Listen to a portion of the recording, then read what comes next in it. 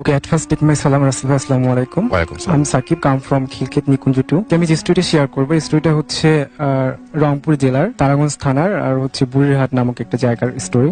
তো যার স্টোরিটি শেয়ার করব তার নাম হচ্ছে এলাকার লোকজন তাকে ফকি আলী নামে চেনে। ইনি যে কাজটা করতো রাসেল ভাই, যে গ্রাম অঞ্চলে হয় কি যে ধানের মৌসুমে আপনার হচ্ছে প্রায় হচ্ছে যে পাম দিয়ে আর কি জমিতে সেচ দেওয়া হতো আর কি। তো যেহেতু স্টোরিটা হচ্ছে আপনার 1996 এর ওই দিকে, বাট তখন হচ্ছে গ্রাম অঞ্চলে ইলেকট্রিসিটি এভাবে ছিল না। তখন কি করা হতো আপনার যে তেল চালিত মেশিনে আর কি ওদের সেচ সুবিধাটা নিত সবাই। তো যেহেতু অনেক দূর দূরান্ত থেকে নিত, আর ওই সময় দেখা যেত যে সবার ওইভাবে ক্যাপাবিলিটি থাকতো না যে সেচ পাম্প ইয়া করার ক্যাপাবিলিটি সবাই থাকতো না। তো যাদের একটু অবস্থান ভালো ছিল তারা এই কাজটা করতো আর কি। তো তারপর হচ্ছে তো অনেক দূর দূরান্ত থেকে লোকজন আসতো, তো অনেক জারে করে তেল নিয়ে আসতো বা সিরিয়াল দিতে হতো যে কারোটা রাতে দিবে, কারোটা সকালে দিবে, বিকালে দিবে, বাট এরকম করে তিনি একটু রুটিন করতেন আর কি। তো তারপরেও প্রতিদিনে যাওয়ার সময় ওনার ওয়াইফের কাছ থেকে উনি কিছু খাবার নিতেন যাতে ক্ষুধা লাগে, এই জন্য তিনি খাবার নিতেন। ফার্স্ট দিন যিনি খাবার নিয়ে যায় উনি, তো যাওয়ার পর ওনার যে একটা এনভায়রনমেন্টটা বলে দিই যে ওনার একটা পাম্পের ঘর ছিল, ঘরের পিছনে একটা জঙ্গল ছিল, এন্ড হচ্ছে সামনের দিকটা হচ্ছে আপনার একটা 3 থেকে 4 কিলোমিটার দূরে একটা নদী ছিল আর কি। তো উনি কি করতো যে ওই মেশিন স্টার্ট করে উনি বিভিন্ন জমিতে দেখতো যে পানিটা ঠিকভাবে যাচ্ছে কি যাচ্ছে না। তো ফার্স্ট দিন উনি মেশিন স্টার্ট করে দেন হচ্ছে উনি হচ্ছে জমি দেখতেছে পানি যাচ্ছে কি যাচ্ছে না। তো দেখার পর ভাবলো যে ক্ষুধা যেহেতু লাগছে জাস্ট একটু খেয়ে আসি। তো উনি যখন ঘরে আসার পর দেখে যে আসলে ওনার যে টিফিন ক্যারিতে খাবারটা নিয়ে আসছে, বা টিফিন ক্যারিটা খুব সুন্দর করে কি জন্য খেয়ে ক্লিন করে রাখছে। তো উনি ভাবলো যে আমি তো খাবার নিয়ে আসলাম নাকি ভুলে খাবার দেয়নি, তো এত কেউ যদি খাইতো তো টিফিন ক্যারিতে এত সুন্দর করে ক্লিন করে রাখতো না। বাট উনি একটা খটকা লাগে। তারপর উনি বললো আচ্ছা ঠিক আছে, বাসা যেয়ে জিজ্ঞাসা করবো। তো ওনারকে বলে, ওনার ওয়াইফ বলে না আমি তো ঠিকই দিচ্ছি। তো তারপর বলে এটা কি হলো, তো ঠিক আছে এটা বাদ দাও। তো তারপরে 3-4 দিন নর্মাল ছিল সবকিছু ওকে। দেন হচ্ছে উনি তারপরে 1 সপ্তাহ পর উনি আবার সেম কাজটাই করছে, সেচ দিচ্ছে, ঘুরে আসতেছে। তো উনি যখন বলতেছে আজকে ঠিক আছে খাবারটা রাখবো এবং আমি দেখবো যেটা কে খায়। তো এটা বলার পর উনি বাইর হয়েছে, আর ঘর থেকে বাইর হয়ে দেখতেছে যে দেখি আমার জমিতে সেচ ঠিকভাবে পানি যাচ্ছে কি যাচ্ছে না। তো উনি ঘর থেকে বাইর হওয়ার পর দেখতেছে যে ওই নদীর ওই দিক থেকে একটা সাদা পোশাক পরিহিত একজন লোক আসতেছে। তো উনি যে আসতেছে বাট প্রায় অনেকক্ষণ থেকে আসতেছে, বাট ডিস্টেন্সটা কমছে না। উনি যে ওনার কাছে পৌঁছাবে বাট এই ডিস্টেন্সটা কমছে না। উনি বলতেছে একটু পথ আসতে তো এতক্ষণ লাগার কথা না। উনি বলতে দেখি আমি একটু আগে যা দেখি আসলে কি এটা। তো উনি যখন যাচ্ছিল উনি ওই লোকটার কাছে পৌঁছাতে পারছে না। উনি ভাবলো যে এটা কি হচ্ছে। তারপরে উনি যখন যাচ্ছিল হঠাৎ করে তিনি কিউরিসিটি বশত ভাবলো দেখি একটু আমার মেশিনের ঘরের দিকে একটু তাকাই। ঘরের যখন একটু লুক দেয় তো উনি দেখে যে অসংখ্য কুকুর ঘরটা থেকে বের হচ্ছে, জঙ্গলের দিকে যাচ্ছে। তারপরে উনি আবার ওনার ফ্রন্ট সাইডে আবার লুক দেয় যে লোকটাকে দেখলাম। তো দেখার পর দেখে যে না লোকটা কোনো ভেনিশ হয়ে গেছে। তো পিছন থেকে কেউ একজন ডাকতেছে ওনাকে, অনেক সাউন্ড করে ডাকতেছে যে আপনি কই যাচ্ছেন। তো উনি অলমোস্ট নদীর কিনারে চলে আসছে প্রায়। তো উনি পিছন থেকে এসে আপনি কই যাচ্ছেন, তো বলতেছে আমি তো জমিতে দেখতে আসছি যে ঠিকভাবে পানিগুলো যাচ্ছে কি যাচ্ছে না। তো বলছে আপনি তো প্রায় নদীর কাছে চলে আসছেন, নদীর আশেপাশে আপনার জমি নাই, আপনি কই যাচ্ছেন। তারপরে উনি তখন ওনার ঘোটা কেটে যাওয়ার পর ওনাকে শেয়ার করে না, যদি ভয় পেয়ে যায়। তারপরে ফজরের সময় উনি বাসায় এসে কাউকে কিছু বলেন না। বলার পর আবার প্রায় 3-4 সপ্তাহ সব ওকে ছিল। তো তারপরে ওনার ওয়াইফ সেম জিনিসটাই দেখে। তো একদিন রাতে প্রায় হচ্ছে ফজর আজানের আগে ওনার হাজবেন্ড ফজর আজানের সময় আসে বাসায়। তো আগে কেউ একজন টোকা দিছে দরজায়। টোকা দিয়ে ওনার টোনটা এরকম ছিল না, হাজবেন্ডের টোনে ওনাকে কল করছে যে দরজাটা খুলো আমি আসছি। তারপরে উনি দরজাটা খুলে, তো আগে তো গ্রামে যেহেতু ইলেকট্রিসিটি ছিল না, বাট হ্যারিকেন নিয়ে যখন বাইর হয়, তো বাইর হওয়ার পরে ওনার হাজবেন্ডকে উনি ডাকছে যে তুমি কোথায়। তো তারপর ওনার হাজবেন্ড উনি ভাবছে হয়তো বা ওয়াশরুম গুলো একটু দূরে হয় গ্রাম অঞ্চলে, আপনি জানেন। তো উনি ভাবছে হয়তো বা উনি ওয়াশরুমে ফ্রেশ হওয়ার জন্য গেছে। তো উনি যখন ওয়াশরুমে যায় দেখে যে ওখানে কেউ নেই। তো উনি বললো যে উনি কি আমার সাথে এই ধরনের ফান করতে পারে, বাট উনি তখন রুমে ব্যাক চলে আসে। আসার পর ওনার হাজবেন্ড সেদিন ফজর আজানের সময় আসেনি, উনি একটু প্রায় 7টা-7:30 দিক বাসায় আসে। তো উনি বলে আচ্ছা তুমি তো কালকে আসছো। তো বলে না আমি তো আসিনি, তুমি আসলা, তুমি আমাকে ডাকলা, আমি দরজা খুললাম, খুলে দেখি তুমি নেই, তুমি আমার সাথে এই ফানটা কেন করলা। তো ওনার হাজবেন্ড ওনাকে রাগারাগি করে, তোমাকে তো আমি একদিনই বলছি যদি কেউ ডাকে তুমি খুলবা না, আগে জানালা দিয়ে দেখবা, কনফার্ম হবা, দেন তুমি দরজা ওপেন করবা, তার আগে তুমি কেন খুঁজছো। ওনার হাজবেন্ড অনেক বকাঝকা করে। তো সেদিনের মতোই যায়, বাট এটা যে ভয়াবহতা সামনের দিকে আরো অনেক একটা করুন, সেটা ওনার স্ত্রী সেটা আগে থেকে করতে পারেনি, উনিও পারেনি। তো একদিন ওনার স্ত্রীকে উনি বলে যায় যে আজকে আমি বাসায় এসে ফজরের নামাজ পড়বো। তারপরে উনি চলে যায় ওনার ওখানকার কাজ শেষ করে। ওনার ওয়াইফ আজান দিচ্ছে, উনি বলতেছে উনি তো বলে গেছে যে উনি ফজর আজানের সময় আসবে, নামাজ পড়বে, বাট উনি এখনো আসতেছে না কেন। প্রায় দেখা যাচ্ছে যে আপনার 6-7টা বেজে গেছে। তো উনি তখন জমির দিকে যাওয়া শুরু করে। তো যাওয়ার পরে ওনার যে রাসেল ভাই যে পানি যায় যে ড্রেন গুলো আছে, তো ড্রেনের মধ্যে দেখে যে ওনার মাথাটা নিচুর দিক হয়ে উনি শুয়ে আছে। উনি তো চিল্লাচিল্লি শুরু করে, তারপরে লোকজন আসে। তারপরে যখন ওনাকে ওখান থেকে উঠানো হয়, রাসেল ভাই ওনার মুখটা এত বিভ্রস ছিল যে কেউ থেতলে দিয়েছে, এরকম ছিল। তো দেখে ওনার ওয়াইফ অনেক চিল্লাচিল্লি করে সবাই, তারপরে ধরা, তখন তো উনি ডেথ অলরেডি। বাসায় নিয়ে আসে, এলাকায় তো তুলপার অবস্থা যে এরকম ফকির আলী মরে গেছে ট্রেনে পড়ে। দেন হচ্ছে যেহেতু ওটা অস্বাভাবিক মৃত্যু, তো এটা তো পোস্টমর্টম ছাড়া কখনোই দাফন করবে না। দেন হচ্ছে পুলিশরা চলে আসে। আসার পরে ওটাকে, যেহেতু গ্রামের ব্যাপার, লোকজনকে দেখা যাচ্ছে যে ইউনিয়ন পরিষদের মেম্বার, চেয়ারম্যান তারা রিকোয়েস্ট করতেছে উনি ভালো মানুষ, নামাজ পড়তো, পোস্টমর্টম না করতে। যেহেতু পুলিশের যেটা রুলস এটা তো তারা পালন করবেই। তো দেন এগুলো করতে, প্রসেসিং করতে করতে প্রায় সন্ধ্যা হয়ে যায়। তারপরে লাশটাকে তো নিতে হবে, কারণ হচ্ছে যে গ্রাম থেকে প্রায় আমাদের রংপুর সরকারি মেডিকেল অনেক দূরে। তারপরে হচ্ছে ওখান থেকে একটা পিক আপ ঠিক করা হয়েছে, পিক আপে করে লাশটাকে নেওয়া হবে। তো পুলিশ বলে পিক আপ ওয়ালাকে যে আপনি সামনে যাবেন, আমরা পিছন দিক থেকে আপনাকে ফলো করবো।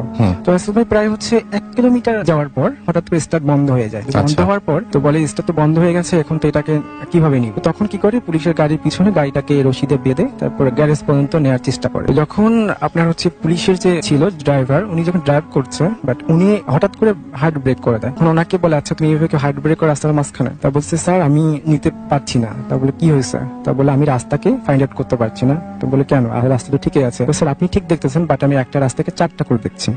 তো উনি বললো হয়তো বা সারাদিন এত গ্যাঞ্জাম ছিল, বা হয়তো বা একটু হ্যালোসিনেশন হতে পারে। তো ঠিক আছে, গাড়িটা ওই যে চায়ের দোকানের কাছে দাঁড়াও, আমরা একটু ফ্রেশ হই। তো সবাই চাটা খাওয়ার পর দিন প্রায় ওখানে 10 মিনিট স্পেন্ড করার পর আবার যখন তারা রওনা দিবে, রওনা দেওয়ার পর রাসেল ভাই তখন সব ঠিক ছিল, বাট ফাইনালি তারা হচ্ছে পৌঁছায় মেডিকেলে। তো এখন যেহেতু করবে, তো করার পর ডোমরা চলে আসে, সবাই চলছে, প্রসেসিং চলছে পোস্টমর্টম করার জন্য। রাসেল ভাই তারা যেহেতু এত এক্সপার্ট, বাট তারা কেন জানি হিমশিম খেয়ে যাচ্ছে। মানে 2জন ছিল, একজন লাস্টটাতে তাকিয়ে আছে, একজন বিভিন্ন সিজার করার জন্য সব নিয়ে আসছে, বাট তারা কোনোভাবে শুরু করতে পারছে না যে আমরা কিভাবে শুরু করবো, কোত্থেকে শুরু করবো, এরকম আর কি। একদম আরেকজনকে জিজ্ঞাসা করছে তুমি শুরু করো, এ বলছে না তুমি শুরু করো। তারা তাদের মধ্যে একটা গোলযোগ লেগে গেছে। তখন পুলিশ বলেছে তোমাদের সমস্যাটা কি? তখন কাছে স্যার আমাদের প্রবলেম হচ্ছে যে আমরা কোনোভাবে শুরু করতে পারছি না। তা বলে একটু ফাজলাম ওনাকে, তোমরা যে কাজটা এক্সপার্ট শুরু করতে পারছো না মানে কি? তো তারপরে যেহেতু পুলিশ ওই শুনছে একটু যে মৃত্যুটা কিভাবে ঘটছে ওনার ওয়াইফের কাছ থেকে শোনার পর, উনি তখন বলে ঠিক আছে আমাদের যেহেতু কেন্দ্রীয় মসজিদে হুজুর আছে, তো আমরা হুজুরের হেল্প নিতে পারি। তখন হুজুরকে কল করা, হুজুর চলে আসে। হুজুর তখন আসা মাত্রই বুঝতে পারে যে এটা একটা জিন ঘটিত মৃত্যু, এটা একটু প্রবলেম হবে, বাট আমি সাময়িক সময়ের জন্য কিছু দোয়া দরুদ পড়ে এটা ঠিক করে দিতে পারি, বাট পরে কি হবে এটা আমি বলতে পারবো। তারপর রাসেল ভাই তখন উনি ঠিক করে দেয়, একটু দোয়া দরুদ পড়ে দেয়। দেন হচ্ছে পোস্টমর্টম করার পর বাসায় নিয়ে আসার পর লাশ গোসল করানো সব ওকে, বাট দাফন টাফন করা শেষ। দাফন করার প্রায় 1 সপ্তাহ পর প্রবলেমটা শুরু হয় ওনার ওয়াইফের সাথে। হঠাৎ করে রাতে হচ্ছে টিনে চালে অসংখ্য ঢিল ছুটছে, ডিস্টার্ব করছে, দরজায় টোকা দিচ্ছে, ওনার হাজবেন্ডের টোনে ডাকাডাকি করছে, ওনার ওয়াইফ খুব নিতে পারছে না। তারপর উনি একটা কবিরাজের কাছে যায়, কবিরাজকে বলেন যে আমার এই প্রবলেম হচ্ছে। তো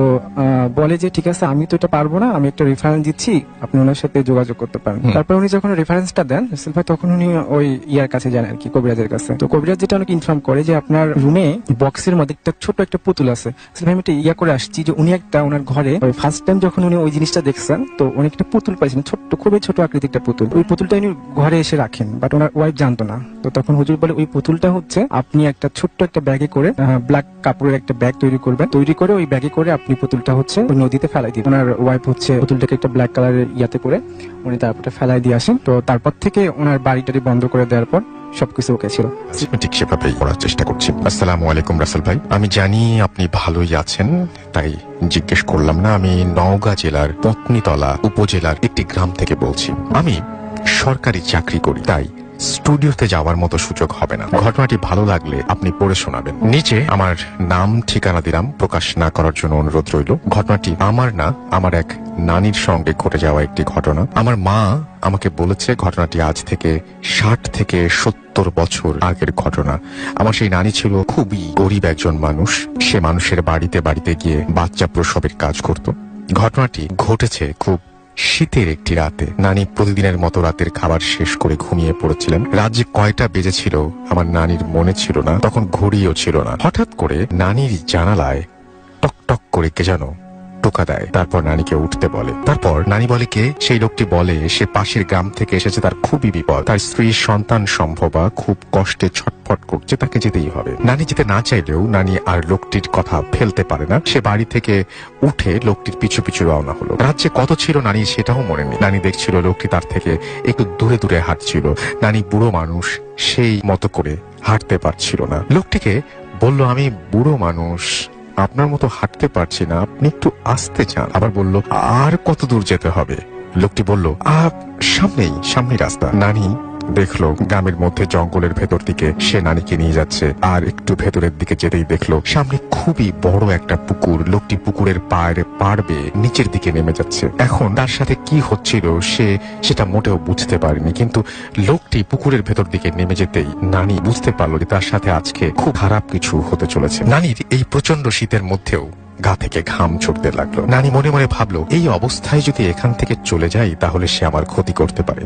তাই সে মনে মনে সাহস সঞ্চার করে লোকটির পিছু পিছু রওনা দেন, এবং নানি দেখতে পান যে লোকটি যাওয়ার সঙ্গে সঙ্গে আর পানি নেই, সেখানে সুন্দর রাস্তা, আর সেই রাস্তা বেয়ে লোকটি হেঁটে চলেছে। সেখানে কিছুক্ষণ হাঁটার পর নানি দেখতে পান খুব সুন্দর একটা বাড়ি, ঠিক যেন রাজপ্রাসাদের মতো, যেন কোনো শিল্পীর নিখুঁত হাতের তৈরি। বাড়ির সামনে অনেক লোকজন, আর ভেতর থেকে একজন মহিলার খুব কষ্টে ভরা কান্নার আওয়াজ আসছে। সেই লোকটি নানিকে ইশারা করে ভেতরে যেতে বলল। নানি গিয়ে দেখলো একজন মহিলা সন্তান জন্ম দেওয়ার জন্য ছটফট করছে। নানি সেই মহিলার সঙ্গে প্রায় 1 ঘন্টা চেষ্টা করে সন্তান ভূমিষ্ঠ করাতে পারে। তারপর নানিকে সেই জিনটি কিছু কাপড় ও একটা ইটের সাবান দেন এবং বলেন যে গোসল করতে। নানি গিয়ে দেখতে পান যে বর্তমান যুগের সুইমিং পুলের মতো একটা পুকুর, সেখানে আরো অনেক প্রায় 9-10 জন মহিলা সেখানে গোসল করছে। নানি গোসল শেষে জিনটিকে বলল তাকে ফিরিয়ে দিয়ে আসতে, কিন্তু জিনটি তাকে একটা ঘরের মধ্যে নিয়ে গেল এবং সেখান থেকে তাকে ইচ্ছা মতো সোনা, টাকা পয়সা,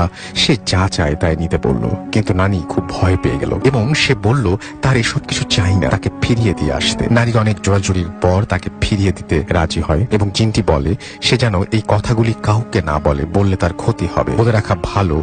এর মধ্যে 7 দিন অতিবাহিত হয়েছে। এর মধ্যে নানিকে সকালে ঘরে না পেয়ে সবাই খোঁজাখুঁজি করতে শুরু করে এবং একদিন নানিকে শোবার ঘরে দেখে সবাই বলে সে এই 7 দিন কোথায় গিয়েছিল। নানি কোনো কথা বলে না এবং নানির শরীরে প্রচন্ড জ্বর, অনেক চিকিৎসার পরেও ভালো হচ্ছে না সেই জ্বর, এবং নানি শুধু শয়নে স্বপনে শুধু সেই জিনটিকে দেখে। একদিন রাতে নানির শরীরে প্রচন্ড কাঁপুনি সহকারে জ্বর আসে এবং নানিকে একটা ভ্যানে করে ডাক্তারের কাছে নিয়ে যাওয়া হয়, এবং রাস্তার মধ্যে সেই জিনটি সাদা পোশাক পরে হাজির হয় এবং বলে এই অসুখ কোনো ডাক্তারের কাছে নিয়ে গেলে ভালো হবে না, এবং বলে যে স্থানীয় একটি মাদ্রাসার বড় হুজুরের কাছে নিয়ে যেতে হবে এবং খালি পায়ে সেখানে যেতে হবে। নিয়ে আসার সময় পেছন ফিরে তাকানো যাবে না। তার কথা মতো সেই হুজুরের কাছে সে যায় এবং পানি নিয়ে আসে, এবং তারপর আরো অসুখ বেশি হয়।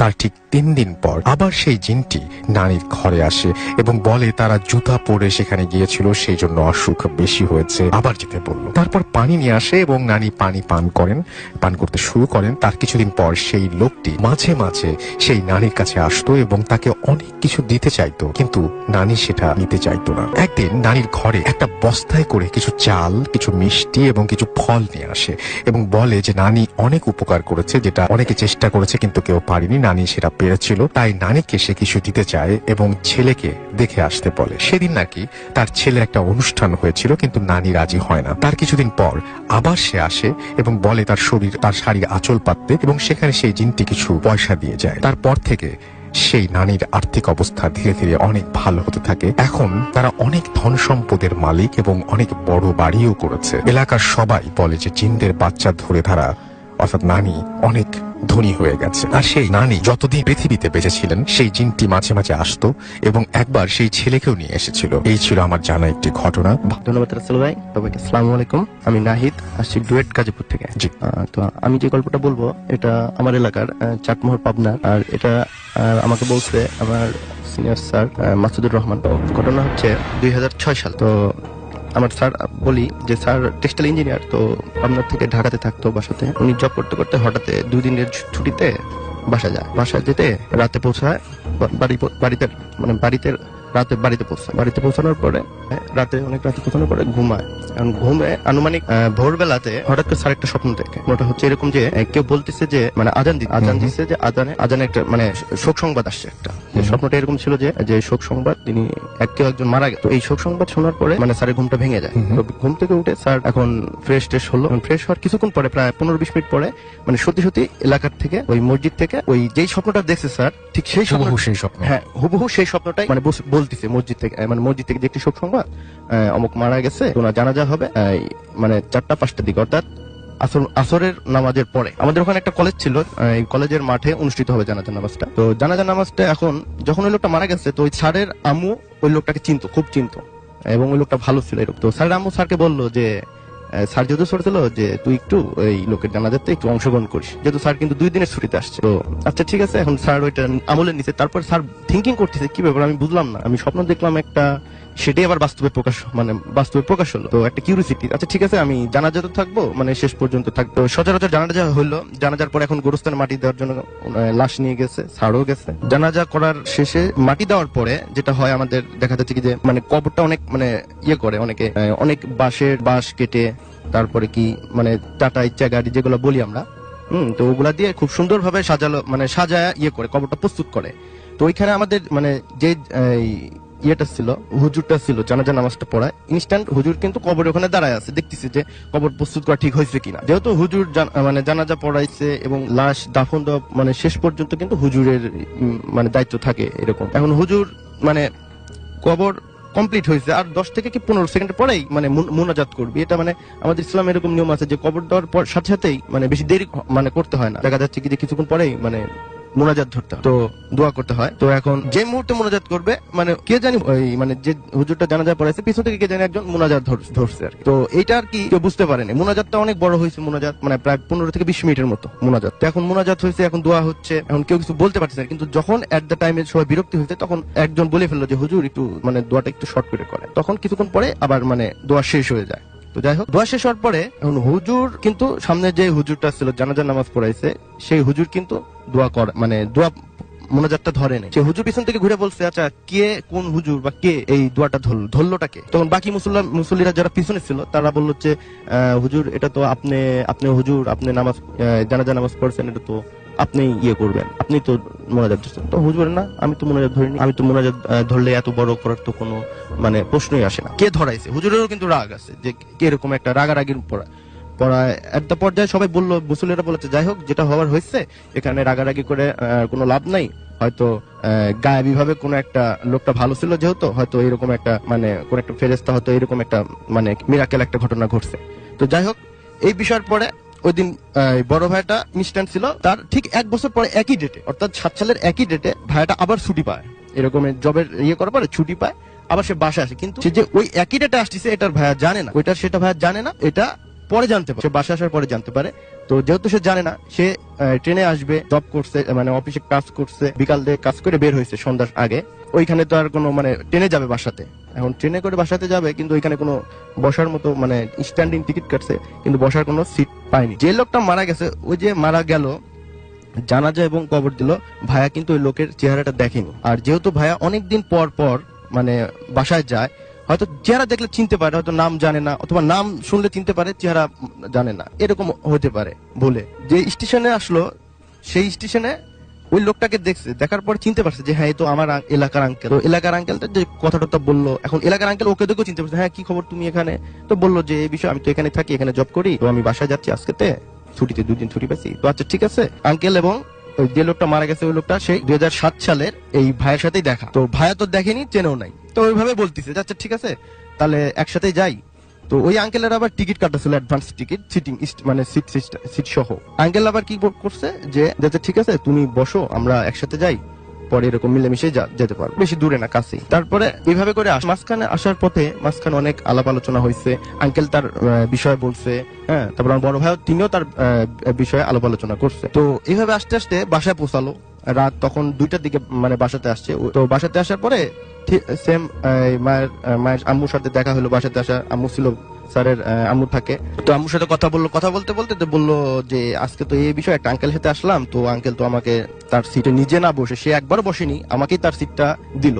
তাই মনে করলাম হয়তো আমাকে ভালোবাসে বা স্নেহ করে, সেই হিসাবে আমাকে তার ইয়েটা দিস। আমিও আঙ্কেলকে জোরাজোরি করছি বসার জন্য, বাস আঙ্কেল একটা বারের জন্য বসে, খালি আমাকে বসান। সেফ ইভেন যেগুলা স্টেশনের টপিকস আছে, টপিকস যেগুলো হয় সেগুলাতে আঙ্কেল আমাকে অনেক চিজ অথবা জুস হ্যাঁ এগুলা কিনে দিছে, আমি খাইছি, মানে আমাকে খুব আদর করতে করতে নিজের ছেলের মতো আদর করতে করতে নিয়ে আসতো। তো নিয়ে আসার পরে এগুলা বললো এবং আঙ্কেলের যে ছেলের কিছু কথা বললো, তখন ওই আমার ওই বড় ভাইয়ের আম্মুটা বুঝতে পারলো যে এটা সেই 1 বছর আগে যে লোকটা মারা গেছে সেই লোকটাই হয়েছে। 7 বছর আগে বলেছিলেন? না না না, 2007 সালের ঘটনা। আচ্ছা আচ্ছা, 1 বছর আগে। 1 বছর আগে, হ্যাঁ, একই ডেটে, মানে মৃত্যুবার্ষিকী। সেই যে ঘটনাটা, মানে 1 বছর আগে যে লোকটা মারা গেছে, সেই লোকের সাথে আছে ওই যে ওই সময় তো আমার ওই ভাইয়াটা আর কি জানাজা অংশগ্রহণ করছে এবং মাটি দিচ্ছে, কিন্তু চেহারা তো দেখেনি।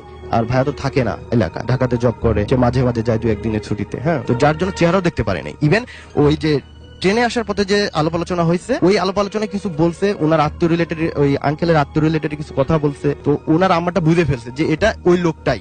তখন আমার বড় ভাইয়ার আম্মু খুবই মানে হতভম্ব হয়ে গেল যে কিভাবে সম্ভব এটা, যে 1 বছর আগে তুই, বললো ভাইয়াকে, বললো যে তুই তো জানাজা করলি তোর আঙ্কেলের, এবং আজকে সেই আঙ্কেলের আবার হচ্ছে, মানে যেহেতু পাশাপাশি তো একদম বাড়ির পাশাপাশি তো 1 বছর উপলক্ষে হয়তো দোয়া মিলাদ এরকম কিছু হয়, অনেকে আবার কালেমা এরকম কুরআন শরীফ খতম দেয়, তো সেই হিসাবে ওই আঙ্কেলের আম্মুকেও দাওয়াত দিছিল, যেহেতু আঙ্কেল মানে ছোট বড় ভাইয়ের আম্মুকেও দাওয়াত দিছিল, যেহেতু বড় ভাইয়ের আম্মু থাকে। যে বললো যে এই আঙ্কেল তোর 1 বছর, এই আঙ্কেলই মারা গেছে, তোর হয়তো খেয়াল নাই, মনে থাকিস না, এখানে আসিস না, আর যার জন্য তুই দেখিস। তখন বড় ভাই তো মানে খুব শক খাইছে যে কিভাবে সম্ভব এটা, মানে আমার সাথে এরকম হওয়ার কারণটা কি। সে একবার মানে স্বপ্ন দেখলো, স্বপ্ন দেখার পরে সেটা আবার বাস্তবে হলো, তারপর আবার জানাজাতে অংশগ্রহণ করে এরকম একটা মিরাকেল হলো, দেন আবার আজকে বাড়িতে আসলাম, এই ধরনের হওয়ার কারণটা কি। তখন বড় ভাইয়ার আম্মু বললো ওই রাতেই বললো যে দেখ, বিষয়টা হচ্ছে তুই যখন ছোট ছিলি, তোর ওই আঙ্কেলটা, মানে তোর যখন অসুখ হয়েছিল ছোটবেলাতে, অনেক অসুখ হয়েছিল, অনেক ট্রিটমেন্ট করছিলাম, কিছু জ্বর হয় ছোট বাচ্চাদের, যেগুলো ডাক্তার ওষুধ এইগুলো কাজ করে না, দেখা যাচ্ছে কি বনজ বা ভেষজ যদি ওষুধ আমরা খাওয়াই, এই ধরনের অথবা কবিরাজি যদি ওষুধ খাওয়াই, তাহলে ওই ক্ষেত্রে মানে সেরে যায়। ওই আঙ্কেলটা নাকি কি জানি একটা গাছ, এরকম পাতা অথবা গাছের রস এরকম নাকি, তখন দেখছে মানে আমার ডাক্তারের ট্রিটমেন্টে কাজ হচ্ছে না, মানে অনেক মানে বড় ভাইটা মানে না বাঁচা এরকম একটা পর্যায়ে, তখন নাকি ওই আঙ্কেলটা বড় ভাইকে নিয়ে 1 দিন না 2 দিন কাছে রাখছিল, এরকম একটা রাখার পরে কিছু চিকিৎসার বনজ ভেষজ অথবা কবিরাজি চিকিৎসা করে তাকে সুস্থ করছে। তো যার জন্য বলা চলে কি সেই আঙ্কেলের ট্রিটমেন্টে তার নতুন লাইফ সে ফিরে পাইছে। যেহেতু আঙ্কেল মারা গেছে, তো তখন মানে বড় ভাইয়ার আম্মুটা মানে বুঝতে পারছে যে যেহেতু এই বিষয়টা ছিল, তাহলে সেহেতু বড় ভাইয়ের সাথে এরকম ঘটনাটা ঘটছে, মারা যাওয়ার পরেও 1 বছর পরেও তাকে হয়তো এইভাবে আসে। ধন্যবাদ রাসেল ভাই, এটাই ছিল। Thank you. আশা করছি আপনাদের অনেক ভালো লাগবে। তো চলুন শুনে আসি ইমেলটি। যেভাবে লিখেছেন আমি সেভাবেই ইমেলটা পড়তে চাই, এবং আমাদের সাথে যিনি লিখে পাঠিয়েছেন তিনি নাম প্রকাশে অনিচ্ছুক। আসসালামু আলাইকুম। আমি আমার নাম ঠিকানা প্রকাশে অনিচ্ছুক, তবে নিক নেম বলতে পারি। আমি মোল্লা। আমি সৌদি আরবে আছি 5 বছর। আমার দেশের বাড়ি মুন্সিগঞ্জে। আমি যে ঘটনাটি বলবো 3 মাস আগে আমার সাথেই ঘটে যাওয়া একটি ঘটনা। আমি ঘটনা শুরু করছি। বলে নেওয়া ভালো, আমি পেশায় একজন দর্জি। আমার সৌদিতে 5 বছর ধরে বোরকা সেলাইয়ের কাজ করি। মূলত আমার ঘটনাটি একটি সেলাই মেশিনকে। 4 মাস আগে আমি এই কারখানায় কাজ নেই। আমাকে যে মেশিনটি দেয়া হলো কাজের জন্য, এটিতে কিছু সমস্যা থাকার কারণে আমি মুদির অর্থাৎ মহাজনকে বলি একটা মেশিনের ব্র্যান্ড নাম তিনি বলেছেন, সেই নামটা আমি নাই বলি, মেশিন কিনে আনতে। আমি মেশিন সম্বন্ধে ভালো বুঝি, আগেরটা ঠিক করিয়ে যে তেমন লাভ হবে না বুঝেছিলাম, যেই কথা সেই কাজ। মুদির আমাকে নিয়ে গেল একটি মেশিনের দোকানে, সেই স্পেসিফিক সেই ব্র্যান্ডের মেশিনের দোকানে, এবং কয়েকটা মেশিন চালিয়ে দেখলাম, কিন্তু আমার পছন্দ হলো না। দোকানদার ছিল পাকিস্তানি। সে তার ভাষায় আমার বয়সে একটা ছেলেকে ডেকে বলল ঘরের ভেতরের মেশিনটি দেখাতে। মেশিনটা দেখে নতুনের মতোই মনে হলো, তাও অনেক ভালো কোম্পানির, দামেও কম। আমার পছন্দ হলো, কিন্তু আমি কোনো পাত্তা না দিয়ে আমি দোকানের ছেলেটাকে, কেন জানি মেশিনটা আমার দোকানের ছেলেটা আমাকে নিতে বারবার মানা করছিল, আমি কোনো পাত্তা না দিয়ে মেশিনটা নিয়ে আসি। কিন্তু কয়েকদিনেই আমার আঙুল দিয়ে কয়েকবার সূচ ঢুকে যায়। সতর্ক থাকার পরেও কিভাবে যেন সেই সূচ ঢুকে যায়। হঠাৎ এরপর একদিন লক্ষ্য করি সকালে মেশিনটা চালু। প্রথমত নিজের ভুল ভেবে এড়িয়ে যাই, কিন্তু প্রতিদিনই চালু দেখতে পাই। নিশ্চিত হই এটা আমার ভুল না। অতঃপর সবাইকে জিজ্ঞাসা করি তারা কেউ চালু করেছে কিনা, তারা না করলো। হঠাৎ একদিন আমি নিজেই খেয়াল করি মেশিনটা চালু হয়ে গেল। আমি মেশিন রুমে একা ঘুমাই, লাইট জ্বালিয়ে দেখলাম অন্য রুমে সবাই, এবং কিন্তু মেশিনটা চালু করলো কে। এর পরের দিন আমি মেশিনের কারেন্টের যে লাইন, ইলেকট্রিসিটির যে লাইন, সেটি খুলে রাখি। অবাক করা বিষয়, ওই দিন রাতেও খেয়াল করি মেশিন আপনা আপনি চালু হয়ে গেল, এবং সুইচ দেওয়ার আওয়াজটাও খেয়াল করি আমি। অর্থাৎ কেউ সুইচ দেয়, সেটা মনে হয় তিনি বোঝাতে চাচ্ছেন।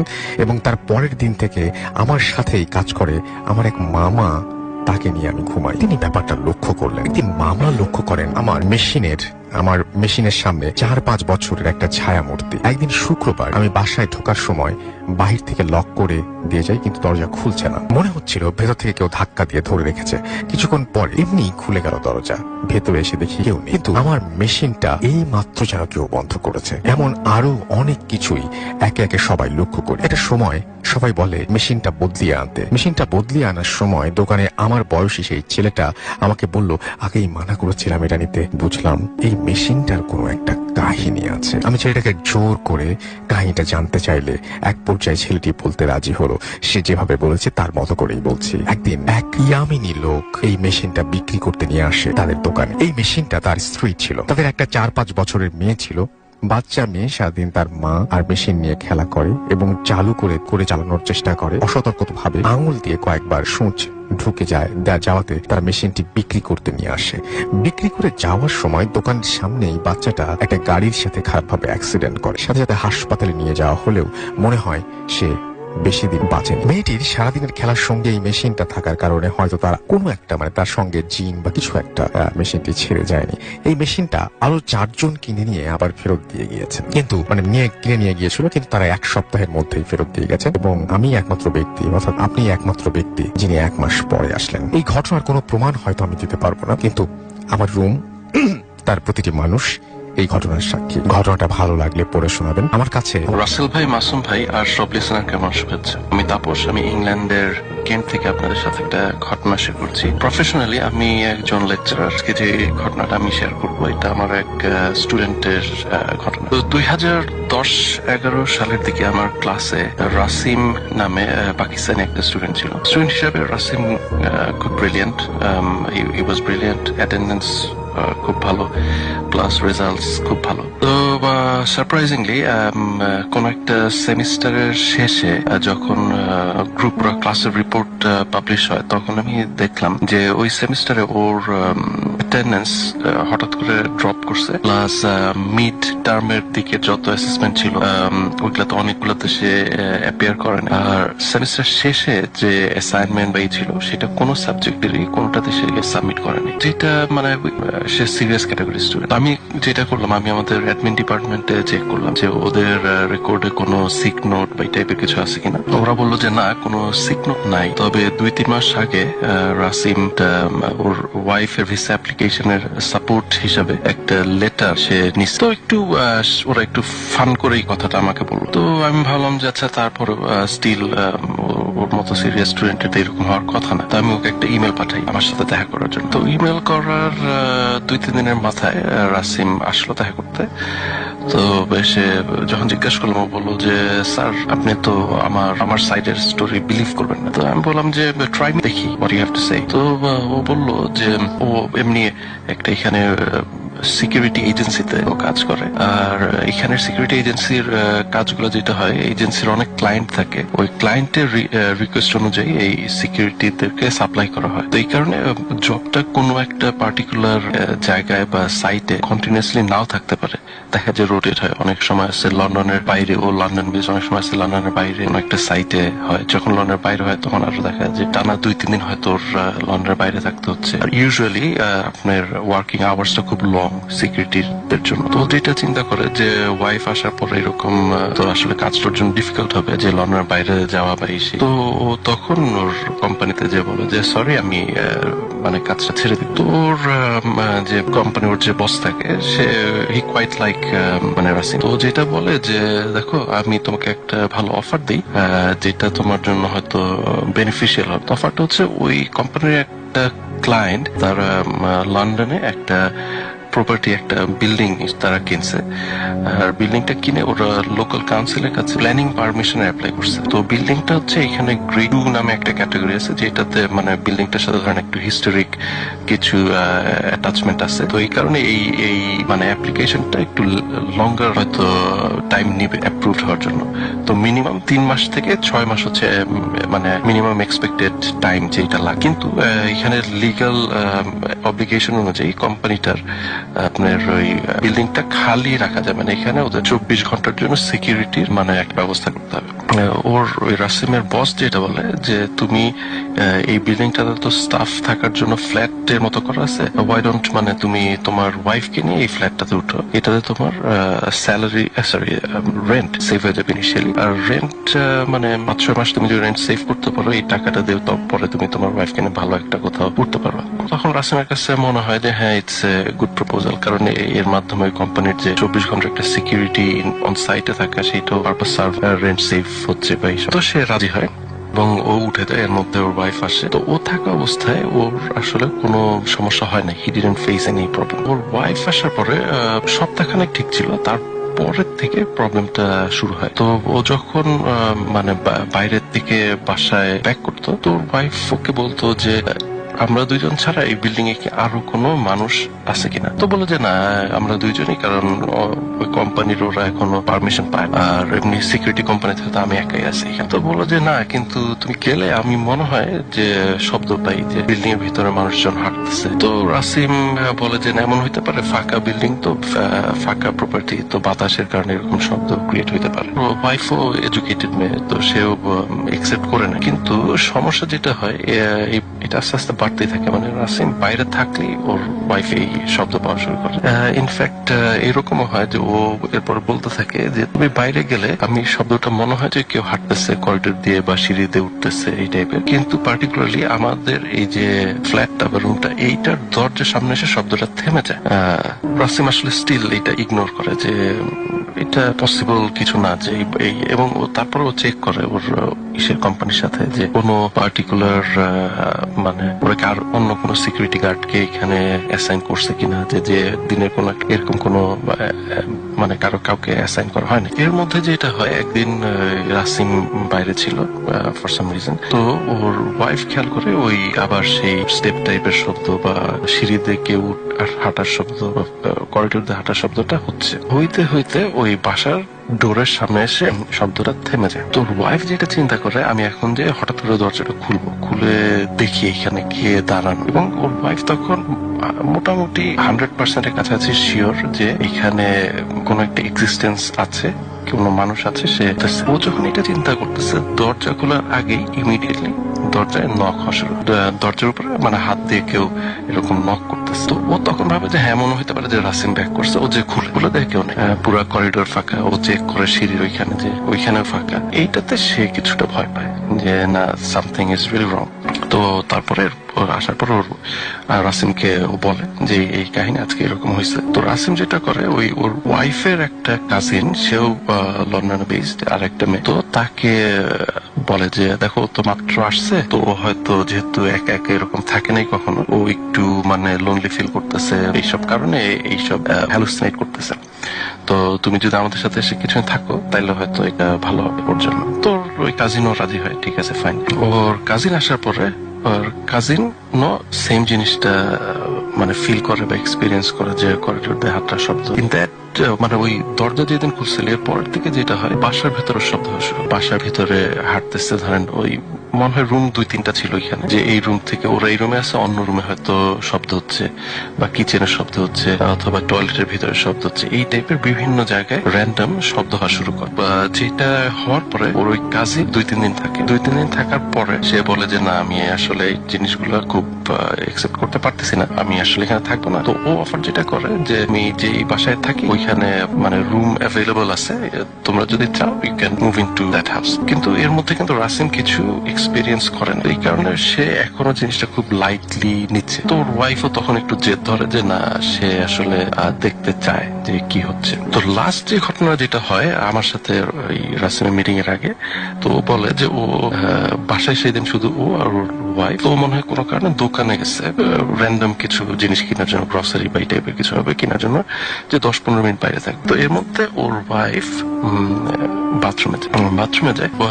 রাসিম যখন আসা ও চাবিতে ঘরে ঢুকে দেখে বাথরুমের ডোরটা বাইরে থেকে লাগানো, বাসায় কিন্তু আর কেউ নাই। তো দেখে বাথরুমের ডোরটা করা। তো যে সাধারণত বাইরে থেকে বাথরুমের যেটা হচ্ছে আপনার প্যাডলক টাইপের থাকে আর কি, ওই ছিটকিনি টাইপের যেটা, ওইটা খুলে দরজা খুলে দেখে ওর ওয়াইফ ভিতরে বসে সে কাঁদতেছে। তো কি ব্যাপার, ও বলে যে তুমি যাওয়ার পরে তো এইরকম শব্দ হওয়া শুরু হয় বাসার ভিতরে এবং বাথরুমের দরজায় নক পড়তে থাকে। তো নক পড়ার পরে ওর ওয়াইফ তখন দরজা শক্ত করে ধরে দাঁড়ায় থাকে। কিছুক্ষণ পর যখন খুলতে চায় তখন আর দরজাটা খুলতেছে। তো কারণটা অবভিয়াস যে এটা হচ্ছে মানে বাইরের থেকেই তখন অলরেডি সামওয়ান সামহাউ এই বাথরুমের দরজাটা লক। এই ইনস্টেন্সের পরে রাসিম মানে একটু একসেপ্ট করা শুরু করে যে হ্যাঁ সামথিং ইজ গোয়িং রং। তখন আমাকে বললো যে স্যার আমি তো আমাদের যে লোকাল এখানের মসজিদ আছে, এখানে এক হুজুর আছে, তাকে আমি বলছি আমার বাসায় আসার জন্য, তো সে আসবে আগামী 1-2 দিনের মধ্যে। আসার পরে কি আপডেট হয় আমি আপনাকে জানাবো। এরপরে আরো সপ্তাহখানেক পরে, সপ্তাহখানেক না আরো বেশি হবে, আমার মনে হয় 2-3 সপ্তাহ পরে রাসিম আসে। তো বললো যে আপডেট হচ্ছে ওই হুজুর আসছিল, এসে সে মানে একটু দোয়া টোয়া পড়ছে বা করছে, কিন্তু তারপরে এটা আসলে রিজলভ হয় না। রিজলভ না হওয়ার পর ওই হুজুর বলছে যে দেখো এটা হয়তো এমন কোন এন্টিটি যেটা হয়তো আমার ক্যাপাবিলিটি নাই। তো তখন ইংল্যান্ডে আরেকটা সিটি আছে যেটার নাম হচ্ছে পোর্টসমাউথ। তো ওই হুজুর বলে আলেম লোক আছে, সে হয়তো এসে তোমার করতে পারবে, এটা রিজলভ করতে পারবে। তো ও তখন এই পোর্টসমাউথের হুজুরের সাথে কমিউনিকেট করে যে এরকম একটা ক্রাইসিস হচ্ছে আমার বাসায়, তো আপনারা যদি এসে দেখতে পারেন। ওই হুজুর মনে হয় আরো কয়েকদিন পরে বা নেক্সট উইকে আসে পোর্টসমাউথ থেকে। এসে উনি দেখাটার পরে তো উনি কিছু মানে রিচুয়াল হয়তো করে যে বন্ধ করা বা হোয়াট এভার টাইপেরই, তো এগুলো করে। তো করার পরে বলে যে তুমি দেখো কি হয়, এটা রিজলভ হইতে পারে। তো রিজলভ যদি না হয় তখন আমাকে ফোন করে বলবা যে কি হচ্ছে সিচুয়েশন। তো এই ইসের পরে রিজলভ হয় না। রিজলভ না হওয়ার পর আবার ফোন দেয় ওই পোর্টসমাউথের হুজুরকে। তো উনি তখন বলে যে দেখো আমি যেটা করছি এটা যদি এই বাসাটার যদি কোনো সমস্যা থাকতো এটা রিজলভ হয়ে যাইতো, তো পসিবলি এইটা এখন আর তোমার বাসার প্রবলেমে নাই। তো তুমি এক কাজ করতে পারো, বাসাটা চেঞ্জ করে দেখতে পারো, তাহলে এটা 100% শিওর হয়ে যাবে যে প্রবলেমটা কোথায়। তো ও তখন ওই ওর ওয়াইফকে নিয়ে ওই যে ওর ওয়াইফের যে কাজিন আছে ওই বাসায় যে ফর ফিউ ডে, তো তখন ওই বাসাতে সমস্যা শুরু হয়। ওর কাজিনের বাসায় এই নয়েজ বা দরজা লক হয়ে যাওয়া, তারপর কিচেনের থেকে জিনিসপত্র এলোমেলো করা, কাবার্ড থেকে জিনিসপত্র ফেলে দেওয়া, এই টাইপের সমস্যাগুলো তখন কাজিনের বাসায় শুরু হয়। তখন ওর ওয়াইফ তারপর রাসিম দুইজন একটু অকওয়ার্ড ফিল করে যে আমাদের কারণে আরেকজনের বাসায় এই প্রবলেমটা হচ্ছে। আর কাজিন যে বাসায় আছে এটা বাসায় থাকতো, এটা একটা শেয়ার্ড ফ্ল্যাট আর কি, এখানে অন্যান্য রুমে যারা থাকতো তারা ওদের সাথে রিলেটেড না, এই কারণে ও আরো একটু রাসিমের ওয়াইফ জিনিসটা নিয়ে ফিল করে। তো তখন ওই ওদের যে হুজুর রাসিম যে পোর্টসমাউথের যে হুজুর, তো উনি বলে যে আচ্ছা আমি তো যেহেতু দূরে লন্ডনে না, তো আমার জন্য ডিফিকাল্ট এখান থেকে পুরো জিনিসটাকে রিজলভ করা, তো ইফ পসিবল তোমরা পোর্টসমাউথে মুভ করো। এই এট দিস মোমেন্ট রাসিম আমার সাথে দেখা করে এবং বলে যে স্যার আমরা হয়তো ভেরি সুন উইদিন 1 সপ্তাহ বা 2 সপ্তাহের মধ্যে আমরা পোর্টসমাউথে মুভ করতেছি। মুভ করার পরে যদি প্রবলেম রিজলভ হয় তাইলে তো ভালো, আমি I will be coming back again. আর যদি রিজলভ না হয় এমন হইতে পারে হয়তো আমরা ইংল্যান্ড ছেড়ে আবার পাকিস্তানে ব্যাক করব, ওইখানে হয়তো এই টাইপের ইস্যুর প্রবলেম গুলো আরো বেটার ডিল করা যাবে, আরো রিসোর্সেস ভালো থাকবে। তো এইটা ছিল situation and eventually I lost contact with Rasim. যে আমি জানি না ওর প্রবলেমটাকে আসলে রিজলভ করতে পারছিল কিনা, ওরা কি ইংল্যান্ডেই ছিল না ওরা পাকিস্তান ব্যাক করছে, এই ব্যাপারগুলো আসলে জানি না। কিন্তু মানে এটা একটা আমার জন্য আনসলভড মানে স্টোরি, যেটা আমি জানি না যে এন্ডিংটা কি হয়েছিল, বাট আমার কাছে কাহিনীটা একটু মনে হয়েছে যে ডেফিনেটলি এটা শেয়ার করার মতো হয়তো কিছু, আর এই কারণে আমি আজকে আপনাদের সাথে শেয়ার করলাম। রাসেল ভাই, Sakib again. Most welcome. Rasel ভাই এখন স্টোরিটা শেয়ার করবো। এই স্টোরিটা হচ্ছে 2008 এর একটা ঘটনা। এই স্টোরিটা হচ্ছে আমার এক ছোট মামা, ওর নাম হচ্ছে রাকিব সরকার। রাসেল ভাই সরাসরি স্টোরিতে চলে যাচ্ছি।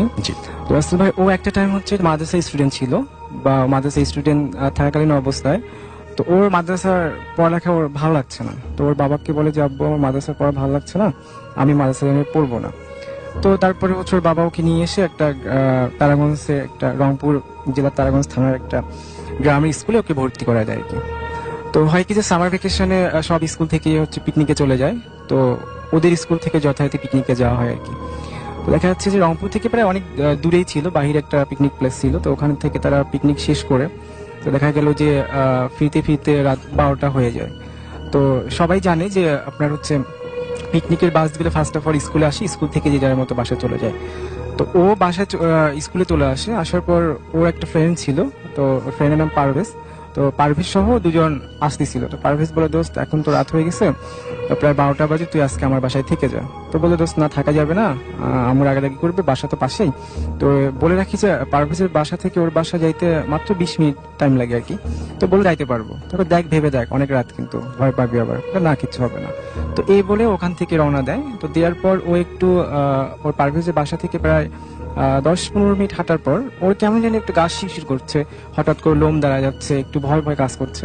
তো ও ভাবলো একা একা আসতেছি, আর সে সময় শীতকাল ছিল, জি। যদিও ফেব্রুয়ারির শেষের দিকে একটু একটু হালকা ঠান্ডা থাকে, আর উত্তরবঙ্গে তো এমনিতেই অনেক প্রচুর ঠান্ডা। তো ও বললো যে হয়তো বা সোয়েটার নিয়ে আসি নাই, হয়তো বা এরকম ফিল হচ্ছে। বাট ও ওখান থেকে জাস্ট যত স্টেপ সামনে যাচ্ছে তত ওর ভয়টা জেগে বসছে ওর বডিতে, কেমন যেন ফিল হচ্ছে। তো আসলে ভাই ওকে বাসা আসতে হলে একটা বাসঝাড় ক্রস করতে হয় ফার্স্ট অফ অল। তো ফার্স্ট অফ অল যখন ও বাসঝাড়টা ক্রস কাছে আসে, তো দেখতেছে বাসঝাড়গুলো অটোমেটিক দুলছে। তো ভাবলো এখন কোনো ঝড় নেই, কোনো কিছু না, ওয়েদার অনেক কুল, তারপরে কেন এত বাসঝাড় নড়ছে বা সামথিং লাইক। তো ও ওটা মাথা না নিয়ে, ও মাদ্রাসা স্টুডেন্ট, একটু বুঝতে পারছে যদি এত রাত হয়তো তার সামথিং ইজ রং, একটা প্রবলেম হতে পারে। দেন তারপরে ও আরেকটু যখন সামনে এগোচ্ছে, তো সামনে যখন এগোচ্ছে একটা বড় বট গাছ তাকে আবার ক্রস করতে হবে। তো ভাই বট গাছটার কাছে যখন আসে, হঠাৎ করে বড় একটা ডালটা অনেক কাঁচা ছিল, ওর সামনে ভেঙে পড়ে আর কি। ওর প্রায় হচ্ছে 2 হাত সামনে ভেঙে পড়ে, আর একটু ওর মাথায় পড়তো। তো ও এটা নিয়ে খুবই ভয় পাচ্ছে। তো এত রাত্রে গ্রামের লোকজন দেখে যে 7টার মধ্যে সে ঘুমিয়ে পড়ে। তো ও ভাবলো যে চিল্লাচিল্লি করলেও কেউ শুনবে না। তো তারপরে ও যেহেতু মাদ্রাসা স্টুডেন্ট, ও একটু মানে দৌড় জানে, ওগুলা মনে মনে করছে। তো এখনো ভাবলো যদি আমি এই রাস্তা আমার জন্য খুবই রিস্কি হয়ে যাচ্ছে, তো আমি একটা বাইপাস ইউজ করতে পারি। দেন ও কি করলো যে বাইপাসটা ইউজ করে রাসেল ভাই ও তাড়াতাড়ি বাসায় দিতে পারবে। তো ভাবলো যে আমি ভিতর দিয়ে যাই, তাড়াতাড়ি যেতে পারবো আর কি। তখন ও টার্ন নেয় হচ্ছে বাইপাস রোডের দিয়ে। দেন যখন যাওয়া শুরু করে, তো রাসেল ভাই ও আর একটু যেহেতু পাকা রাস্তা থেকে কাঁচা রাস্তায় তাকে নামতে হবে, তো কাঁচা রাস্তাটা নামার পর সে ফিল করতে পারছে যে একটা হাসি, অট্ট একটা হাসি। তো তারপরে ও জোরে জোরে দোয়া পড়তে শুরু করার বলতে থাকে, দেখ আমি তোর কোনো ডিস্টার্ব করছি না, সো দ্যাট তুই আমাকে ডিস্টার্ব করিস না, আর তুই ভালো করে জানিস আমি তোর কি করতে পারি। তো রাসেল ভাই তারপরে হাসিটা আরো বেশি হচ্ছে। তো একটা টাইমে ওর হাসিটা রাসেল ভাই ওর সামনের দিকে শুরু হলো। এর আগে হচ্ছে ওর পিছনের দিকে হাসিটা হচ্ছিল, বাট এখন সামনের দিক চলে যাচ্ছে। যতই যাচ্ছে হাসিটার আওয়াজ আরো তীব্রতর হচ্ছে। তো তারপরে ও একটা সময় দেখলো যে একটা অনেক বিকট সামনে এসে হাসতেছে, জিবাটা অস্বাভাবিক বড় ছিল, আর চোখ দিয়ে প্রায় হচ্ছে মানে রক্ত ঝরছে এরকম একটা ফেস, আর চেহারাটা প্রচন্ড ব্ল্যাক ছিল। ও আবারও বলে যে লাস্ট ওয়ার্নিং দিচ্ছি, তুই চলে যা। রাসেল ভাই ওদের একটা হুজুর ছিল, তো হুজুর ওদেরকে একটা দোয়া শিখায় আর একটা টেকনিক শিখায়, দিয়ে বলে যে তোমরা যখন কোনো খারাপ আত্মার সম্মুখীন হবা, তোমরা যদি রাস্তায় ধুলা পাও, তো ওই ধুলা হাতে নিয়ে, বাম হাতে নিয়ে ডান হাতের বুড়া আঙ্গুল চেপে ধরে যদি তোমরা এই সূরাটা পাঠ করো, তাহলে খারাপ আত্মার প্রভাব তোমাদের কাছ থেকে চলে যাবে। তো বলে, দেখ আমি কি শুরু করব?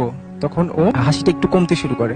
তো ভাবলো হয়তো বা চলে গেছে, কিন্তু আর একটু সামনে যাওয়ার পর রাসেল ভাই ও দেখলো জাস্ট একটা হোয়াইট কালার একটা কাপড় জাস্ট রাস্তার এই প্রান্ত থেকে ও প্রান্ত পড়ে আছে, জাস্ট কাপড় না, কাপড়ের মধ্যে লাশ অন্য কিছু জড়ানো এই টাইপের ছিল। তারপরে সে ভাবলো যা এবার এইটাকে লাথি দিব। ও যখন এই কথা ভাবে রাসেল ভাই, তখন দেখলো যে কাপড়টা অটোমেটিক রোল হচ্ছে আর শূন্যে ভাসছে। ও তারপরে প্রচন্ড ভয় পাচ্ছে। তারপর দৌড় যেটুকু পারে সে পড়ে তার বাসা কাছে চলে আসতে পারে। তখন বাসায় দৌড়ে যে দরজা নক করে আম্মু খুলে দেয়। তো ওর অবস্থা এমন ছিল যে পুরো বডি ঘেমে গেছে, চোখ অনেক বড় বড় লাল হয়ে গেছে। তো আম্মু বলে, তো এই অবস্থা কেন, শীতের সময় কি দৌড়েছি? না আম্মু, আমি এখন শাওয়ার নিই। বলছে যে এত রাতে শাওয়ার কেন নিবি? না, আমার শাওয়ার দরকার আছে, আমি শাওয়ার নিতে হবে। তো রাসেল ভাই ও শাওয়ার নেওয়ার আগে ও যখন ওর বেডরুমে যায়, তো যাওয়ার পর ওখান থেকে টাওয়েল নিবে, নেওয়ার সময় দেখে ঘড়িতে যেখানে ওর আসতে লাগতো 20 মিনিট টাইম, সেখানে 1 ঘন্টা 20 মিনিট টাইম লেগে। তখন ভাবে তাহলে 1 ঘন্টা সে কোথায় ছিল। সে যে প্রথমে বাঁশঝাড়ের যে একটা প্রবলেম ক্রিয়েট হলো ওটা ফেস করলো, দেন হচ্ছে বট গাছ, দেন হচ্ছে ওই যে বিকট চেহারার যে ফেসটা, দেন হচ্ছে কাপড়। এটা ক্রস তো এত টাইম লাগার কথা না, তার 1 ঘন্টা 20 মিনিট টাইম লেগে গেছে। অসুস্থ হয়ে যায়। তারপর এলাকার একটা কবিরাজ ছিল, তো কবিরাজের কাছে নিয়ে যাওয়ার পর কবিরাজ কিছু তাবিজ তারপরে দোয়া দুরুদ পড়ে দেয়। ও তারপরে ও তাবিজটা এখনো সাথে আছে। ওর ইচ্ছা ছিল স্টুডিওতে ঘটেছে রাসেল ভাই আমার নানার সাথে। তো আমি আমার নানার মুখ থেকে ঘটনাটা শুনেছি, সেই ঘটনাটাই আজকে আমি আপনাদের কাছে শেয়ার করতে চাই। তো আমার নানা আগের কালের মানুষ, তো তখন তারা একটু মাছ টাছ এইগুলা ধরতো। তো নানা রাতের বেলায়, বেশিরভাগ সময়টা রাতের বেলায় মাছ ধরতো, কারণ রাতের বেলায় অনেক মাছ পাওয়া যায়। তো রাতের বেলায় নৌকা নিয়ে আর সে মাছ ধরতে যেত। তো তার ছোট একটা ভাই ছিল, তার ভাইকে নিয়ে সে মাছ ধরতে যায়। দুজন মিলে রাতের বেলা যখন মাছ ধরতে যায়, তারা যে বিলে মাছ ধরতে যায় সেই বিলের সাইডে একটা বাগান থাকে। ওই বাগানের আশপাশে তেমন একটা যেত না, কারণ ওই বাগানে নাকি অনেক সময় অনেক কিছু অদ্ভুত টাইপের কিছু একটা দেখা যেত। তো অনেক সময় অদ্ভুত দেখা যেত, কখনো কখনো দেখা যেত যে অর্ধেক ঘোড়া অর্ধেক মানুষ এরকম টাইপের কিছু একটা দেখা যেত, যার কারণে ওই বাগানের আশপাশে তেমন একটা ঘোরাঘুরি কেউ করতো না, কেউ যেত না। আর মাছ ধরতে ধরতে অনেক সময় মাছ ধরতে ধরতে তারা দুজন ওই বাগানের কাছে চলে যায়। কাছে চলে যাওয়ার পরে হঠাৎ করে নানা খেয়াল করে যে আমি তো সেই বাগানটার কাছে চলে আসছি, এখন মানে ওইখানে তো যাওয়া ঠিক না। তো তারপরে নানা তার ছোট ভাইকে বলে যে চল আজকে আর মাছ ধরবো না, আমরা বাড়িতে চলে যাই। তো এটা বলে যখন সে মানে কি পরিমাণে মাছ ধরছে এটা দেখার জন্য নৌকার দিকে তাকায়, তো দেখে যে সেই নৌকার ভিতরে কোনো মাছ, সব মাছগুলা কি হয়েছে সে নিজেও জানে না। পরে তারপরে সে তার ছোট ভাইকে বললে যে আমি তো এত অনেক মাছ ধরলাম, তো এইগুলা কি হইলো। সে তার ছোট ভাই একটু ভয় পায়। তো নানা বুঝতে পারে যে না, বিষয়টা আসলে স্বাভাবিক না, এটা অন্য কিছু হয়তো। তো নানা বলে চল আজকে আর মাছ ধরা লাগবে না, আমরা আজকে বাড়ি চলে যাই। বাড়ি চলে যাই এটা বলে যখন তারা মানে বাড়ির দিকে রওনা দিল, তো নৌকা করে বাড়ির দিকে যাইতেছে, তাদের বাড়ি যাওয়ার সময় একটা ব্রিজ ক্রস করতে হয়। তো ব্রিজের নিচ দিয়ে তো যায়, ব্রিজের দুই পাশে দুইটা তাল গাছ আর দুইটা তাল গাছ আছে। নানা যখন ব্রিজের কাছ পর্যন্ত আসে তখন সে হঠাৎ করে দেখতে পায় যে মানে কি ধরনের একটা আকৃতি, মানে অনেকটা লম্বা, অনেক দুইটা পা, মানুষের মতো দুইটা পা, একটা পা তাল গাছের এই পারে দেওয়া আর একটা পা ওই তাল গাছের আর এক পাতায় দেওয়া। তো এইটা দেখে তার ছোট ভাই হঠাৎ করে ভয় পেয়ে যায়। আর ছোট ভাই ভয় পাওয়ার কারণে তারপরে নানা একটু সাহস করে তাকে বলে না আসলে সব কিছু না, তুই চল, কিছু হয়নি। এটা বলে তার সে দূরে দূরে পড়তে পড়তে চলে যায় ওখান থেকে। তো যাওয়ার পর তার ছোট ভাই যে ভয় পায়, তারপরের দিন থেকে তার ছোট ভাই জ্বর এসে যায়। জ্বর এসে যাওয়ার পরে প্রথমে পর্যায়ে গ্রামের ডাক্তারদের ডাক্তার দেখায়। তো তারপরে জ্বর তার ভালো হয় না। তো নানা বাড়ি থেকে সিদ্ধান্ত নেয় যে তাকে নিয়ে মানে বড় কোনো হাসপাতালে দেখাবে। তো তখন গ্রাম অঞ্চলে ততটা ভালো তখন মানে হাসপাতাল ছিল না। তো তার জন্য তাকে নিয়ে ফরিদপুর হাসপাতালে আসার জন্য মানে সিদ্ধান্ত নেয়। তো তারপরে তখন এত গাড়ি ঘোড়াও ছিল না, যার জন্য নৌকায় করে আসার একটা সিদ্ধান্ত নেয়। তো তারা সেই নানার ছোট ভাই আর একটা ভাই মিলে তারা তিনজন মিলে নৌকায় করে ফরিদপুরে হাসপাতালে আসার জন্য রওনা হয়। আস্তে আস্তে আসার পথে কিছু সময় পরে মানে আমার সেই যে নানার ভাই যার জ্বর হয়েছিল সে মারা যায়। তো মারা যাওয়ার পরে হাসপাতালে যায় না, ওখান থেকে তারা ফেরত আসে। তো আস্তে আস্তে অনেকটা রাত হয়ে যায়, দেখে রাতের সময় একটা হুজুর টাইপের মানে পাঞ্জাবি পরা, জুব্বা পরা, সে ওই নদীর পাড় দিয়ে হাঁটতেছে আর বলতেছে যে আমার একটু নৌকায় নাও, আমি একটু ওই পর্যন্ত যাবো, আমার একটু নৌকা নিয়ে যাও। তো প্রথম পর্যায়ে তারা নিতে চায় না, যে চিনি না জানি না, নৌকা উঠাইতে চায় না। তারপরে আবার ভাবলো যে হুজুর যেহেতু আমার ভাইটা মারা গেছে, তো তার পাশে বসে থাকলে হয়তো একটু দোয়া দূর পড়লে আমার ভাইটার আত্মা শান্তি পাবে। তো এটা ভেবে সেই হুজুরটাকে উঠানোর পরে তাকে বলেও যে তুমি আমার এই যে ভাই মারা গেছে এর পাশে আপনি ভাই পাশে বসে আপনি সূরা কেরাত পড়ে সে ওখানে তার মানে বসে। তো অনেক রাত যখন হয়, তো অনেক রাতের সময় আমার যে নানার যে ভাই সে মানে চুপচাপ রয়েছে, একটু ঘুমিয়ে মতো ভাব এসে গেছে। হঠাৎ শুনতে পায় যে কর্মর একটা শব্দ, মানে হাড্ডি গুড্ডি চাবাইলে যেরকম একটা শব্দ হয় ঠিক ওই রকম একটা শব্দ। সে পিছের দিকে খেয়াল করে সেই লাশের কাছ থেকে এই শব্দটা আসতে থাকে। তো সেই লাশের কাছে যখন লক্ষ্য করে সে দেখে যে ওই যে হুজুরটা উঠছিল, সেই হুজুরটা ওই যে সেই লাশটার হাড়গুলো চাবাইতেছে। তো এটা দেখে মাত্র সে অনেকটা ভয় পায়। অনেকটা ভয় পাওয়ার পরে সে তখন কি করবে এটা বুঝতে পারে না। তো বুঝতে না পারার পরে ভাবে যে এখন যদি আমি এটা নিয়ে মানে কিছু একটা করি তাহলে হয়তো আমাদেরকেও খেয়ে ফেলবে। এই জন্য ও আর কিছু না বলে ও বলে যে নানা, বলে যে ভাইয়া আমার মানে নৌকাটা একটু, আমার নানাকে বলে যে নৌকাটা একটু মানে সাইডে নাও, আমি একটু বাথরুমে যাবো, এরকম বলে। পরে তারপরে নানা সাইডে নেওয়ার পরে বলে তুমি আমার সাথে আসো, আমার তো একটু ভয় লাগতেছে। তো নানাও সাথে যায়, যাওয়ার পরে একটু দূরে দিয়ে সেই ঘটনাটা খুলে বলে যে আসলে যেই হুজুরটা উঠছে আসলে সে তো হুজুর না, ওই আমার যে মারা গেছে তার লাশটা চাবাই খাইতেছে। পরে সে নানা বুঝতে পারে ব্যাপারটা। তারপরে তারা যাওয়ার পরে অন্য একটা বাড়িতে যায়। বাড়িতে যাওয়ার পরে বাড়িতে আশ্রয় যেতে যায়, কিন্তু বাড়ি থেকেও তখন সন্ধ্যাবেলা আগের কালে দরজা লক করে, দরজাটা সাধারণত খুলতো না, যে কি না কি এই জন্য খুলতো না। তো দরজা না খুলে তো তারা কি করবে, কোথায় থাকবে, তারা একটা গরুর যে ঘর, ওই গরুর ঘরের ভিতরে যে থাকে, গরুর ঘরে থাকে, এইভাবে ওই রাতটা ওখানে কাটায়। তারপর সকালে যখন নৌকার কাছে আসে, নৌকার কাছে আসার পরে দেখে রাসেল ভাই যে নৌকাটা একদম মানে খাড়া করে অর্ধেক মাটির নিচে ঢুকানো আর অর্ধেক খাড়া করা, যে বইটা যেটা দিয়ে নৌকা বায় ওই বইটা একদম মানুষের পেটের ভিতর যেরকম ছুরি ঢুকানোর মতো ঠিক ওই রকম পেটের ভিতর ঢুকাই রাখছে, আর লাশের প্রায় 1/3 খেয়ে ফেলছে। তারপরে তারা গ্রামের মাসিদের জানানোর পরে তারা সকালবেলায় ওই লাশটা নিয়ে আর যে বাকি অংশ থাকে সেটা নিয়ে তারা দেশের বাড়িতে আসে। এই ছিল রাসেল ভাই আমার আজকের ঘটনা। আশা করি আপনি ভালোই আছেন, যেহেতু সবসময় ভালো তোলায় থাকেন। আমি খাজান মেইল, যে ঘটনাটা রাসেল ভাই এখন আপনাকে বলবো, সেই ঘটনাটা হচ্ছে আমার মানে নানার মুখ থেকে শোনা ঘটনাটা। তো কথা না আবার এই ঘটনায় আসি। এই ঘটনাটা রাসেল ভাই এখন বলবো, সেটা নানা আমাকে শুনিয়েছে রিসেন্টলি, কিন্তু ঘটনাটা হচ্ছে আজ থেকে প্রায় 15 থেকে প্রায় 20 বছর আগের আর কি। হতে পারে সেটা 1900 বা 2000 এই সময়কার আর কি ঘটনা, একুরেট জানা নাই। তো ঘটনা বলি, আমার মামা আর কি, মানে উনার ছেলে, আমার মামা একজন খুব ভালো ইলেকট্রিশিয়ান ছিলেন। তো ইলেকট্রিশিয়ান ছিলেন না, আজও আছেন ইলেকট্রিশিয়ান। উনি যেটা করছিলেন যে উনি শিক্ষাগত যোগ্যতা আসলে অত বেশি না থাকার দরুন উনি আসলে কারিগরি শিক্ষায় উনি আসলে বেশি উনি গিয়েছিলেন। তো সেই কারণে উনি ইলেকট্রিশিয়ানের ব্যাপারটা উনি শিখেছিলেন এবং পরবর্তীতে ভালো একজন ইলেকট্রিশিয়ান হয়ে গেছে। তো যাই হোক, উনি তারপর যেটা হয়েছে যে উনি গ্রামে থাকতেন সবসময়, এবং গ্রামে যেহেতু থাকতেন তো সেক্ষেত্রে গ্রামে ছোটখাটো বিভিন্ন ধরনের কাজ উনি করার সুযোগ পেতেন, এবং গ্রামে ছোটখাটো বিভিন্ন কাজ করতে করতে একসময় উনি গ্রামে খুব সুখ্যাতি অর্জন করে ফেলেন, এবং পরবর্তীতে গ্রামের বাজারেই উনি একটা নিজের দোকান দিয়ে বসেন।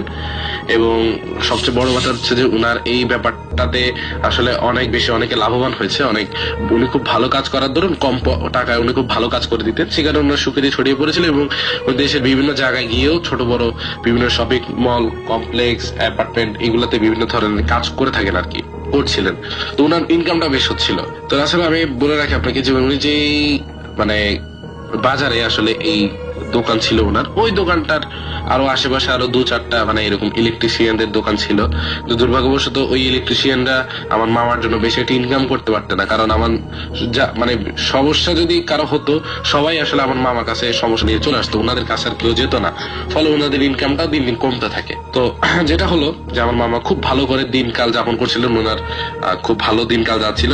তো একদিন হঠাৎ করে একটা প্রবলেম শুরু হয় যে রাসেল ভাই, যেটা আমাদের মামা খুবই হাসি খুশি মানুষ ছিলেন, তো দেখা গেল কি উনি একসময় খুবই মানে খুবই রাগান্বিত টাইপের মানুষে পরিণত হলেন। উনি ঘরে ঢুকেই উনি পরিবারের প্রত্যেকটা মানুষের সাথে খুব খারাপ ব্যবহার করতে লাগলেন, উনাদেরকে খুবই খারাপ ভাবে উনাদের সাথে আচরণ করলেন, অশ্লীল কথাবার্তা বলতেছিলেন, এবং দেখা গেল কি উনি ওনার ফ্যামিলি মেম্বারদের সাথে এরকম আচরণ করাতে ফ্যামিলি মেম্বার ওনার উপর অনেক ক্ষিপ্ত, মানে অনেক বেশি রাগান্বিত হয়ে যায়। এছাড়া উনি ওনাদের কাস্টমারদের সাথে হঠাৎ করে এরকম মানে বেমালুম যখন এরকম উল্টাপাল্টা কথা বলা শুরু করছে, মাঝে মাঝে গালি গালাজও করেছেন।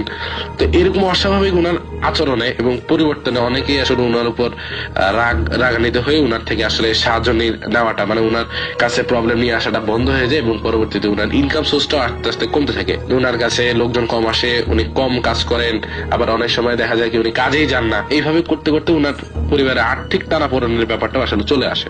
এইভাবে মানে খিটখিটিয়ে একজন মেজাজের অধিকারী হয়ে গেলেন, এবং তার পাশাপাশি আবার আর্থিক টানাপোড়েনও লেগে গেল আমার মামার। সো ব্যাপারটা কিন্তু তখন ওই সময়টাতে আসলে খুবই ভয়াবহ। তো ফ্যামিলি মানে আমার মামার এরকম একটা বেগতিক অবস্থা দেখে আমার নানা আর সহ্য করতে পারলেন না। উনি যেটা করলেন যে উনি একজন খুব বড় একজন আলেমের কাছে আমার মামাকে নিয়ে গেলেন। একটা কথা বলে রাখি রাসেল ভাই, আসলে আজ থেকে 15 বা 20 বছর আগে কিন্তু গ্রাম্য সাইডে যেসব মানুষরা ছিলেন তাদের আসলে ওই যে ভালো কোনো চিকিৎসার কিন্তু ব্যবস্থা ছিল না ওই জায়গায়। তো সেই কারণে আসলে ওনারা এইসব মানে ঝাড়ফুঁক বা পানি পড়া, তাবিজ এগুলোতে খুবই বিশ্বাসী ছিলেন, প্রবল বিশ্বাসী। আর সবচেয়ে বড় কথা হচ্ছে যে ওই এলাকায় খুব বড় একজন আলেম ছিলেন, এবং উনার মানে চিকিৎসাটা এতটাই ভালো কাজ করতো যে 10 জনের ভিতর 9 জনেরই একেবারে 100% তার শরীরেই তার চিকিৎসাটা কাজ করতো। ফলে যেটা হয়েছে যে সবাই ওনার খুব ভালো একজন ভক্ত হয়ে গেল। তো যাক, ওই আলেমের একটা ছোট্ট একটা হিস্ট্রি রাসেল আমি একটু বলি, একটা হিস্ট্রি ছোট্ট করে বলি। সেটা হচ্ছে রাসেল ভাই ওই আলেম কিন্তু শুরুতে কিন্তু আলেম ছিলেন না। উনি প্রথমে একটা মসজিদের ইমাম ছিলেন,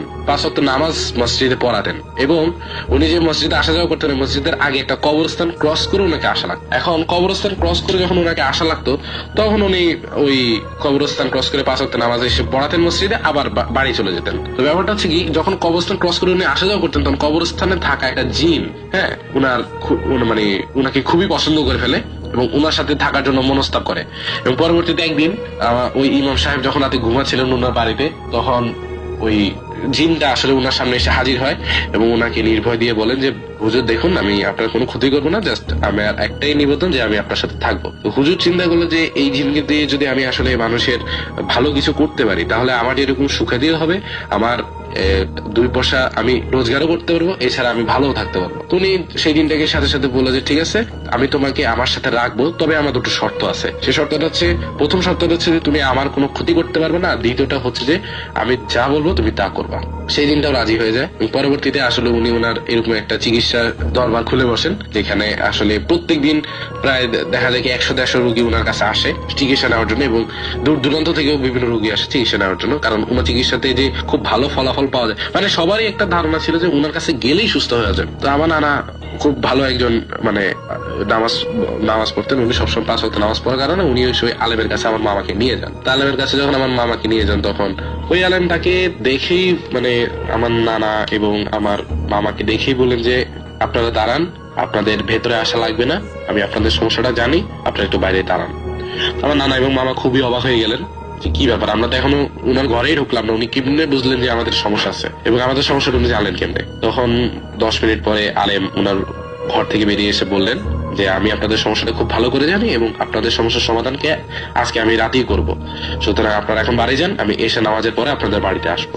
আমার মামা এবং নানা কথা শুনে মানে ওনারা বলে যে ঠিক আছে, আপনি আসেন, আপনার মতো সমস্যা নেই। তো যাই হোক, উনি সেদিন রাত্রেবেলা ঈশা নামাজের পরে ওনার আসার কথা ছিল, তবে কোন একটা কারণে উনার ঘর থেকে সেদিন বের হতে একটু লেট হয়ে যায় আলেমের। তো উনি প্রায় রাতে 10টার দিকে আসেন আর কি। একটু বলে রাখি আসলে ওই সময় কিন্তু শীতকাল ছিল, আর শীতকালে যে ব্যাপারটা হয় যে তখন কিন্তু আর এমনিতেও মানে গ্রামে গঞ্জে 10টা মানে অনেক কিছু, আর শীতের রাত হলে তো কথাই নেই। তো ওই সময় উনি ওনাদের বাড়িতে আসেন আলেম, এবং এসেই আসলে যেটা উনি দেখলেন, মানে আমার নানা যেটা দেখলেন যে উনার হাতে একটা কেতলি টাইপের একটা জিনিস ছিল, একটা পাত্র ছিল কেতলি টাইপের। তো আমার আলেম এসেই বললেন যে আপনারা এই কেতলিটা ভর্তি করে আনুন পানি দিয়ে, 1 কেতলি পানি এটা ভর্তি করে আনুন, তবে পানিটা একেবারে বিশুদ্ধ হতে হবে। তো ওনারা যে পানিটা আসলে খেয়ে থাকেন, মানে টিউবওয়েলে যে পানিটা ওনারা খেয়ে থাকেন, ওই টিউবওয়েলের পানিটাই আসলে ভালো করে পরিষ্কার করে ওই টিউবওয়েলের পানিটাই আসলে আলেমের জন্য নিয়ে আসলেন।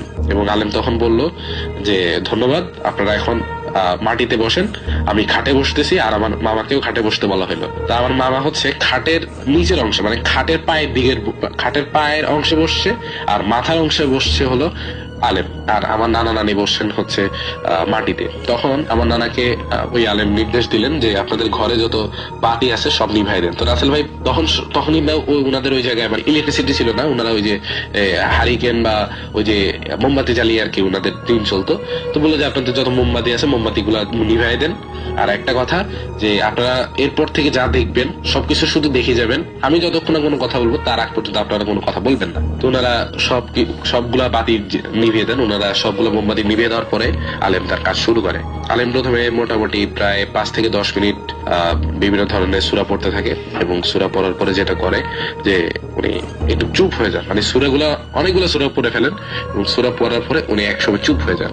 তো চুপ হয়ে যাওয়ার পর উনি খুব লম্বা করে একটা ফু দেন ওই পানিটার ভেতর, যে পানিটা ওই কেতলিতে আছে, ওই কেতলির পানিতে উনি লম্বা করে একটা ফু দেন, এবং ফু দিয়ে যেটা করেন যে ওই কেতলির পানিটা পুরো ঘরে একটা বার ছড়ায় দেন, ওই খাটে বসেই ছিটিয়ে দেন ওই পুরা ঘরের ভেতর ওই কেতলির পানিটা। তো যাই হোক, কেতলির পানিটা ছিটায় দেওয়ার সাথে সাথে রাসেল ভাই একেবারে সাথে সাথেই মনে হলো যে খুব ভারী একটা বস্তু, খুব ভারী, মানে প্রায় অনেকটা হলো যে কি বলি রাসেল ভাই, যে 100 কেজি ওজনের যদি একটা মানুষ মানে 3 তলা উঁচু থেকে যদি একটা মাটিতে পড়ে, মাটির উপর যেরকম একটা প্রেসার তৈরি হবে, ওই প্রেসারেই ওনাদের ঘরের টিনের উপর মনে হয় কিছু একটা পড়লো, এতটা শব্দ হয়েছে। এই শব্দে তো মানে আমার মামা নানা নানি সবাই ভয় পেয়ে গেছে, কিন্তু আলেম কিন্তু কোনো ভয় পান নাই। তো যেটা হলো রাসেল ভাই, যে সবাই যখন এই শব্দটা শুনে ভয় পেয়ে যান, আলেম তখন বসেই রয়েছে, উনি ওনার কাজ করে যাচ্ছেন। তো তখন ওই শব্দটা আস্তে আস্তে আস্তে আস্তে করে মনে হচ্ছে যে চালের উপর থেকে নিচের দিকে নেমে আসতেছে, এবং পরবর্তীতে ওনাদের ঘরের দরজা জানা রাসেল ভাই কিন্তু মোটামুটি বন্ধই ছিল, যেহেতু শীতের দিন বন্ধই ছিল। তখন ওনাদের ঘরের যে মানে ওই রুমের যে জানলাটা ছিল ওইটা এত জোরে রাসেল ভাই খুলে যায় যে মনে হলো যে কেউ যেন খুব জোরে ধাক্কা দিয়ে ওইটা ভেঙে ফেলতে চাইছিল, এমন জোরে খুলে যায়। খুলে যাওয়ার পরে রাসেল ভাই ওই জানলাটা দিয়ে খুব ভালো করে দেখা যাচ্ছে যে অন্ধকারের ভেতরে, এই অন্ধকারের ভেতরেও একটা সাদা জিনিস ঢুকে যাচ্ছে, খুব সাদা একটা জিনিস ঢুকে যাচ্ছে। সাদা জিনিসটা ঢুকে আস্তে আস্তে ধোঁয়াটা ঢুকতে ঢুকতে ঢুকতে ঢুকতে এবং পরবর্তীতে সম্পূর্ণ যখন ঢুকলো, সেটা এসে আমার মামার পাশে এসে দাঁড়ালো। এখন মনে হতে পারে যে সাদা জিনিসটা কি, হয়তো হইতে পারে কোনো কিছু, কিন্তু সবচেয়ে অবাক করা যে রাসেল ভাই ব্যাপারটা হচ্ছে, ওই সাদা ধোঁয়াটা যখন একটা রূপ ধারণ করলো, সবচেয়ে অবাক করা ব্যাপার হচ্ছে ওই সাদা ধোঁয়াটা আমার মামার রূপ ধারণ করছে। মনে হচ্ছে যে আমার মামার আর একটা কপি এই জায়গায় এসে দাঁড়াইলো, একেবারে হুবহু আমার মামা, পুরো চেহারা তার, পুরো মানে মামা ওই জিনিসটা দেখার পরে আর মানে উনি সেন্স রাখতে পারে নাই, উনি সেন্সলেস হয়ে পড়ে যান। তো আমার নানা নানিও প্রচন্ড ভয় পেয়ে যান যে এটা কিভাবে সম্ভব, মানে একটা মানুষের আরেকটা কপি তার পাশে এসে দাঁড়ালো। তো যাই হোক, তখন ওই আলেম ফিসফিসিয়ে কয়েকটা কথা বললো, মানে ফিসফিসে, একেবারে আস্তে ফিসফিসে, যেটা আমার নানা এবং নানি কেউই বুঝে নাই। কিন্তু ওই আলেম ফিসফিসে কয়েকটা কথা ওই সাদা ধোঁয়াটাকে, মানে ওই কপিটাকে কিছু কথা বললো, এবং ওই যে দ্বিতীয় যে জিনিসটা, ওই সাদা ধোঁয়াটা, ওই কথাগুলো শোনার পরে আবার ফিসফিসে একটা রিপ্লাইও ওই আলেমকে দিল। মানে তাদের মধ্যে একটা কনভারসেশন হলো, কথাবার্তা হলো। তো যাই হোক, যখন তাদের মধ্যে কথা হলো, তখন আমার নানা দেখলো যে ওই সাদা ধোঁয়াটা মোটামুটি বোঝা যাচ্ছে, সাদা ধোঁয়ার চাল চলন বোঝা যাচ্ছে যে ওকে একটা কাজ দেওয়া হয়েছে এবং ও কাজটা করতে রাজি। তো তখনই সাথে সাথে ওই সাদা ধোঁয়াটা আমার মামার ঠিক 2 হাতে, বুকে এবং পেটে এই জায়গাটার ভেতরে একটা স্পর্শ করছে, জাস্ট একটা স্পর্শের সাথে সাথে ভাই একটা দমকা বাতাস, মানে আমার মনে হলো যেন আমার মানে রুমের ভেতর হঠাৎ করে মনে হয় যে কেউ একটা দমকা বাতাস ঢুকাই দিছে, এরকম একটা ব্যাপার। একটা দমকা বাতাসের সাথে আমার মামার দেহর ভেতর থেকে একটা খুব চিকন, একটা সরু লাঠির মতো একটা কালো ধোঁয়া বেরিয়ে আসলো। ঠিক আছে, খুবই কালো একটা ধোঁয়া বেরিয়ে আসলো, এবং কালো ধোঁয়াটা যখন, ওইটার কোনো রূপরেখা নাই, এটা একটা জাস্ট কালো ধোঁয়া দেখা যাচ্ছে, ওইটা এসে সাদা ধোঁয়াটার পাশে দাঁড়ালো, এবং সাদা ধোঁয়া কিছু কথা কালো ধোঁয়াটাকে বললো, এবং কালো ধোঁয়া সেই কথাগুলো শুনে কিছু রিপ্লাই আবার সাদা ধোঁয়াটাকে দিল। তারপরে আবার সেই সাদা ধোঁয়াটা কিছু কথা বললো, এবং সেটাতে সম্মতিমূলক কিছু কথা, মানে আবার সেই ইয়াটা বললো, যেটা আমার নানা নানি বুঝলো, যে মানে সাদা ধোঁয়াটা কিছু কথা প্রথমে জিজ্ঞেস করছে, তারপর সাদা ধোঁয়াটা হয়তো কিছু কথা বলছে, যেটাতে ওই কালো ধোঁয়াটা রাজি হয়েছে। এবং সবচেয়ে বড় কথা, রাসেল ভাই, যখন রাজি হয়ে গেল তখন আস্তে করে সেই কালো ধোঁয়াটা ওই জানলাটা দিয়ে বেরিয়ে গেল। তো দমকা বাতাসের কারণে আসলে তখন মানে খুব খারাপ একটা অবস্থা, যে মোটামুটি সবকিছু ঘরে লড়ে চড়ে গেছে। তখন ওই সাদা ধোঁয়াটা যেটা হয়েছে রাসেল ভাই, ওই সাদা ধোঁয়াটা আবার কিছু কথা রিপ্লাই করে আলেমের কাছে জানালেন, এবং আলেম ওকে বললো যে তুমি চলে যাও। তারপরে যেটা হলো যে ওই সাদা ধোঁয়াটা, মানে আমার মামার যে একটা কপি আসলো, ওই কপিটা আস্তে করে আবার ধোঁয়ায় রূপান্তরিত হয়ে তখন সেটা জানলা দিয়ে না, সেটা দরজা খুলে বেরিয়ে গেল। হ্যাঁ, দরজা খুলে বেরিয়ে গেল। খুবই অবাক করা ব্যাপার। তো এই পুরো ব্যাপারটা কিন্তু আমার নানা নানি একেবারে বুঝে দেখছে, মানে দেখতেছে, পুরো ব্যাপারটা দেখলো, এবং পুরো ব্যাপারটা সংগঠিত হতে, মানে পুরো ব্যাপারটা হইতে মিনিমাম ওনাদের যে ধারণা, যে সময় গড়াইছে প্রায় 1 থেকে 1.5 ঘন্টার মতো সময় গড়াইছে পুরো ব্যাপারটা হইতে। খুব স্লোলি হয়েছে ব্যাপারটা, কিন্তু আমি খুব দ্রুত বললাম। তো রাসেল ভাই পরবর্তীতে যখন ওই সাদা ধোঁয়াটা বেরিয়ে গেল, তখন আমার ওই আলেম আর কি, আমার নানা নাকি বললেন যে আপনারা ঘরের আলো জ্বালান। তারপর তারা ঘরের আলোটা জ্বালালেন। আলো জ্বালানোর পরে যেটা হলো রাসেল ভাই, যে আলেম ওনাদেরকে বললেন যে দেখেন, আপনার ছেলের সুখ্যাতি আসলে অনেক বেশি। হ্যাঁ, এটা পুরো গ্রাম জুড়ে অনেক বেশি সুখ্যাতি, এবং তার যে সততা বা তার যে এই যে তার বিভিন্ন ধরনের গুণ, চরিত্র, এগুলোর কারণে লোক তার উপর সন্তুষ্ট। এই কারণে সে আসলে এত দূর পর্যন্ত আসছে, এবং সে এখন খুব ভালো রুজি রোজগার করতে পারে। কিন্তু সবচেয়ে বড় কথা, আপনার ছেলের এই রুজি রোজগারের কারণে অন্য 2-3 জন 4 জনের রুজি রোজগার বন্ধ হয়ে গেছে। আপনার মানে বাজারে, যে বাজারে আপনার ছেলের দোকান, ওই বাজারে কিন্তু আরো 2-4 জন ইলেকট্রিশিয়ানেরও দোকান আছে। কিন্তু উনাদের যে ব্যবসাটা, মানে উনারাও তো একই ব্যবসা করে, কিন্তু আপনার ছেলের জন্য উনাদের ব্যবসাটা প্রপারলি হচ্ছিল না। এই কারণে উনারা সংঘবদ্ধ হয়ে ঠিক করলেন যে কোনো কারণে যদি আপনার ছেলেকে ধ্বংস, মানে মেরে ফেলা যায়, তাহলে উনারা তো সোনায় সোহাগা, উনাদের ব্যবসাটা আবার উপর দিকে উঠে যাবে। তখন যেটা হয় যে উনারাও মানে একটা খুব বড় একজন আলেমকে দিয়ে আসলে এক ধরনের ব্ল্যাক ম্যাজিক করে একটা জিন প্রেরণ করেন আমার মামার শরীরে। তো প্রথমে জিনটা যেটা করে যে আমার মামার প্রথমে মানে শরীরে ঢুকেই আমার মামার মেজাজটা খিটখিটিয়ে করে ফেলেন, এবং তারপরে যেটা করেন যে অসুস্থ বানায় ফেলেন। এর ফলে যেটা হয় যে আসলে মামার সাথে এই ঘটনাটা ঘটে। আর এই পুরো ঘটনাটা আসলে ভাই 100% সত্য, এবং এই ঘটনাটা আজ থেকে প্রায় 15 থেকে 20 বছর আগের ঘটনা, যেটা আমি কথায় কথায় আসলে আমি আমার নানা থেকে রিসেন্টলি জানতে পেরেছি। তো রাসেল ভাই আসলে ঘটনাটা কতটুকু ভালো লাগছে আমি জানি না, তবে ঘটনাটা যদি আপনার কাছে ভালো লাগে তবে আপনি ঘটনাটা অফকোর্স শেয়ার করবেন। তো রাসেল ভাই, ঘটনা যেটা বলবো ওটা হচ্ছে 2008 সালে ঘটনা। তো 2008 সালে মানে আমার ফুপি মারা যায়, যার ফলে আমার স্কুল থেকে আমার আব্বু আম্মুর সাথে মানে গ্রামে চলে যায়, দাদার বাড়িতে। তো গ্রামে যাওয়ার পর 3 দিন পর যে একটা অনুষ্ঠান করা হয়, সেই অনুষ্ঠান করানোর পর আম্মু বিকাল দিকে নানুর বাড়িতে চলে যায়। তার ফলে নানুর বাড়িতে যাওয়ার পর মানে রাত্রির দিকে মামা, আমি, আব্বুর কাছে মানে ফোন আসে যে নানু মানে শ্বাসকষ্ট হয়েছে আর কি, সেজন্য আর্জেন্ট একটু বাড়িতে আসলে ভালো হয়। আচ্ছা। তো মামার সাথে মামা বলতেছে আমাকে যে বাড়িতে যাবো কিনা। তো মামা আমাকে বলতেছে যে আমিও সাথে যেতে আর কি। তো তাই বাইক নিয়ে আর কি আমরা যাবো, রওনা দিব, সে ব্যবস্থা করে আমরা বের হয়েছি বাইক নিয়ে। তো আব্বু বলতেছে আব্বু সকালবেলা আসবে, তো আমি চলে যেতে আর কি, আমি আর মামা। তো আমি বাইক ড্রাইভ করতে চাইছিলাম, কিন্তু আব্বু নিষেধ করতে আমাকে আর ড্রাইভ করতে দেয়নি, বলছে মামাকে ড্রাইভ করতে। তো মামা ড্রাইভ করতেছে, মানে একটা বাজার গেছিল আর কি, বাজার থেকে। তো আমাকে বলছে যে, আমি মামাকে বললাম যে মামা আমি ড্রাইভ করব, তুমি আমাকে দাও। তো ড্রাইভ করতেছি, তো ড্রাইভ করার মাঝপথে হেডলাইটের যে আলোটা, এই আলোটার যে আলোতে মানে আমার চোখে পোকা পড়ে আর কি, চোখে। যার ফলে মামা আমাকে বলে যে হেলমেট পরে নিতে। তো হেলমেট পরে যাচ্ছি, তো হঠাৎ মানে মশা হেলমেটের গ্লাসে পরে মানে গ্লাসটা নষ্ট হয়ে যায়, যার ফলে আমি আবার সামনে হেলমেটটা খুলে আবার সামনের দিকে যাচ্ছি। তো রাস্তার পাশে একটা পারিবারিক কবরস্থান পড়ে আর কি। তো পারিবারিক কবরস্থানটা তো আমি ক্রস করার সময় ডিপার দিয়ে মানে বাইকের ডিপার দিয়ে হেডলাইট বাড়ি দেওয়ার সময় একটা কালো কাপড় পরা একটা মহিলা দাঁড়িয়ে আমাদেরকে সিগন্যাল দিতেছে। তো মামা বলতেছে যে এখানে একটু গাড়িটা স্লো করো, দেখো কি বলে। তো আমি স্লো করছি, করার পরে মহিলাটা বলতেছে যে ওনার অনেক বড় বিপদ, ওনাকে হেল্প করার জন্য। তো মামা বলতেছে যে কি হেল্প, বলতেছে আপনারা তো এরকম গ্রামে যাবেন, তো আমাকে এই গ্রামটায় নামিয়ে দিন। তো মামা বলতেছে যে আমি এই গ্রামে যাব, তো আপনি এটা কিভাবে জানেন। মামার মনে একটা মানে গটকা লেগে যায় আর কি। তো মামাকে বলতেছে যে আপনি এরকম চেয়ারম্যানের নাতি বা যে এরকমের ছেলে না। তো মামার মানে মনে মানে আপনাদের পরিচয় জানতে পারলো, কিন্তু মেইন ঘটনাটা কি ঘটেছিল সেটা বলেন। তারপরে মামা বললো যে তুমি চলে যাও, মানে নেওয়া যাবে না ওনাকে।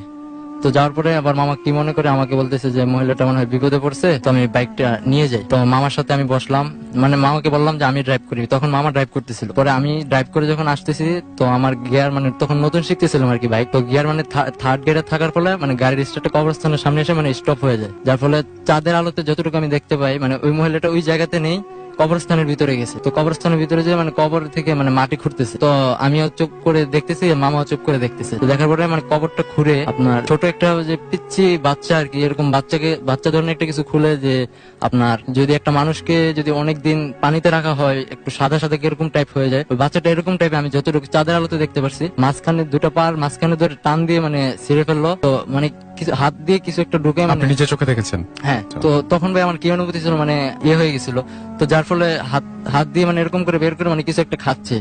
তো আমি মানে ভয়ে ভয়ে আস্তে আস্তে করে গাড়ি মানে ঘুরাচ্ছি আর কি। তো ঘুরানোর পরে মামা বলতেছে তুমি টান দাও, এসব আল্লাহ ভরসা, তুমি টান দাও। তো আমি টান দিতেছি, তো মহিলাটা এত ভাই কুৎসিত ভাবে এত একটা হাসি দিছে, বলতেছে তোরা মানে বাঁচবি না, এরকম করে একটা কথা বলতেছে। তো আমি সাথে সাথে গাড়ি টান দিই। তো দেওয়ার পর মানে রাস্তার সাইডে আশেপাশে থেকে ওপাশে মানে এরকম করে করে আমাদেরকে সিগন্যাল দিচ্ছে। ওই মহিলাটি বারবারই আসতেছে আমাদের কাছে। মামা বলতেছে তুমি এসব কোনো ভয় পেও না, তুমি সামনের দিকে এগিয়ে যাও। তো আমি সামনের দিকে যাচ্ছি। তো হঠাৎ দেখি মানে গ্রাম অঞ্চলে সাধারণত রাসেল ভাই এসব বড় বড় ডিস্ট্রিক্ট লরি এসব ঢুকার কোনো সম্ভাবনা নাই, তার ভিতরে বা 2টা 8টার ভিতরে রাত্রের দিকে। তো ওই ডিস্ট্রিক্ট লরি আমাদের দিকে সামনের দিকে আগে আসতেছে। তো মামার বলতেছে মামা আমি এখন কি করতে পারি। মামা বলতেছে তুমি সাইড কাটিয়ে চলে যাও। উনি তো রাস্তার মাঝখান দিয়ে আসতেছে, রাস্তা ছোট, আমার তো খালে নামতে হবে। মা বলতেছে তুমি আল্লাহ ভরসা, তুমি চলে যাও। তো আমি এদিক দিয়ে মানে সাইড দিয়ে চলে যাইতেছি, ওনাকে ডিপা দিচ্ছি। উনি আরো মানে সামনের দিকে আরো মানে তেজে আগে আসতেছে আর কি আমার দিকে। তো আমি সাইড কেটে মানে একটা মানুষের সাথে একটা মানুষ ধাক্কা খেলে ভাই যেরকম হয় এরকম না, মানে আমি এটার ভিতর দিয়ে মনে হয় আমি চলে গেছি। মামাকে বলতেছি মামা এটা কিভাবে সম্ভব। মামা বলছে তুমি কোনো ভয় পেও না, আমি তোমার থেকে আমি ড্রাইভ নিতে পারতেছি না, তুমি ড্রাইভ করো, তুমি কোনো ভয় পেও না। তো আমি ড্রাইভ করে করে যাইতেছি। তো যাচ্ছি হঠাৎ মানে মহিলাটা আবার ওই আগের মতো এখান থেকে ওখানে আমাদের খালি বারবার সিগন্যাল দিচ্ছে আর কুৎসিত ভাবে হাসতেছে। তারপরে হঠাৎ দেখি কি রাস্তা দিয়ে একটা অটো আসতেছে। তো আমি মনে করছিলাম যে মামা ওটা মনে হয় এরকম ভিতর দিয়ে চলে যেতে পারবো। তো আমি অটোটাকে দেখে আমি সাইড দিয়ে চলে যাচ্ছি। তো অটোটা হঠাৎ করে আমার মানে সাইড দিয়ে এসে তো আপনার হাতের সাথে বাড়ি খেয়ে মানে আমার গ্লাস ভেঙে আমি ভিতরে পড়ে সেন্সলেস হয়ে যাই। এই হচ্ছে ভাই আমার ঘটনা। Thank you.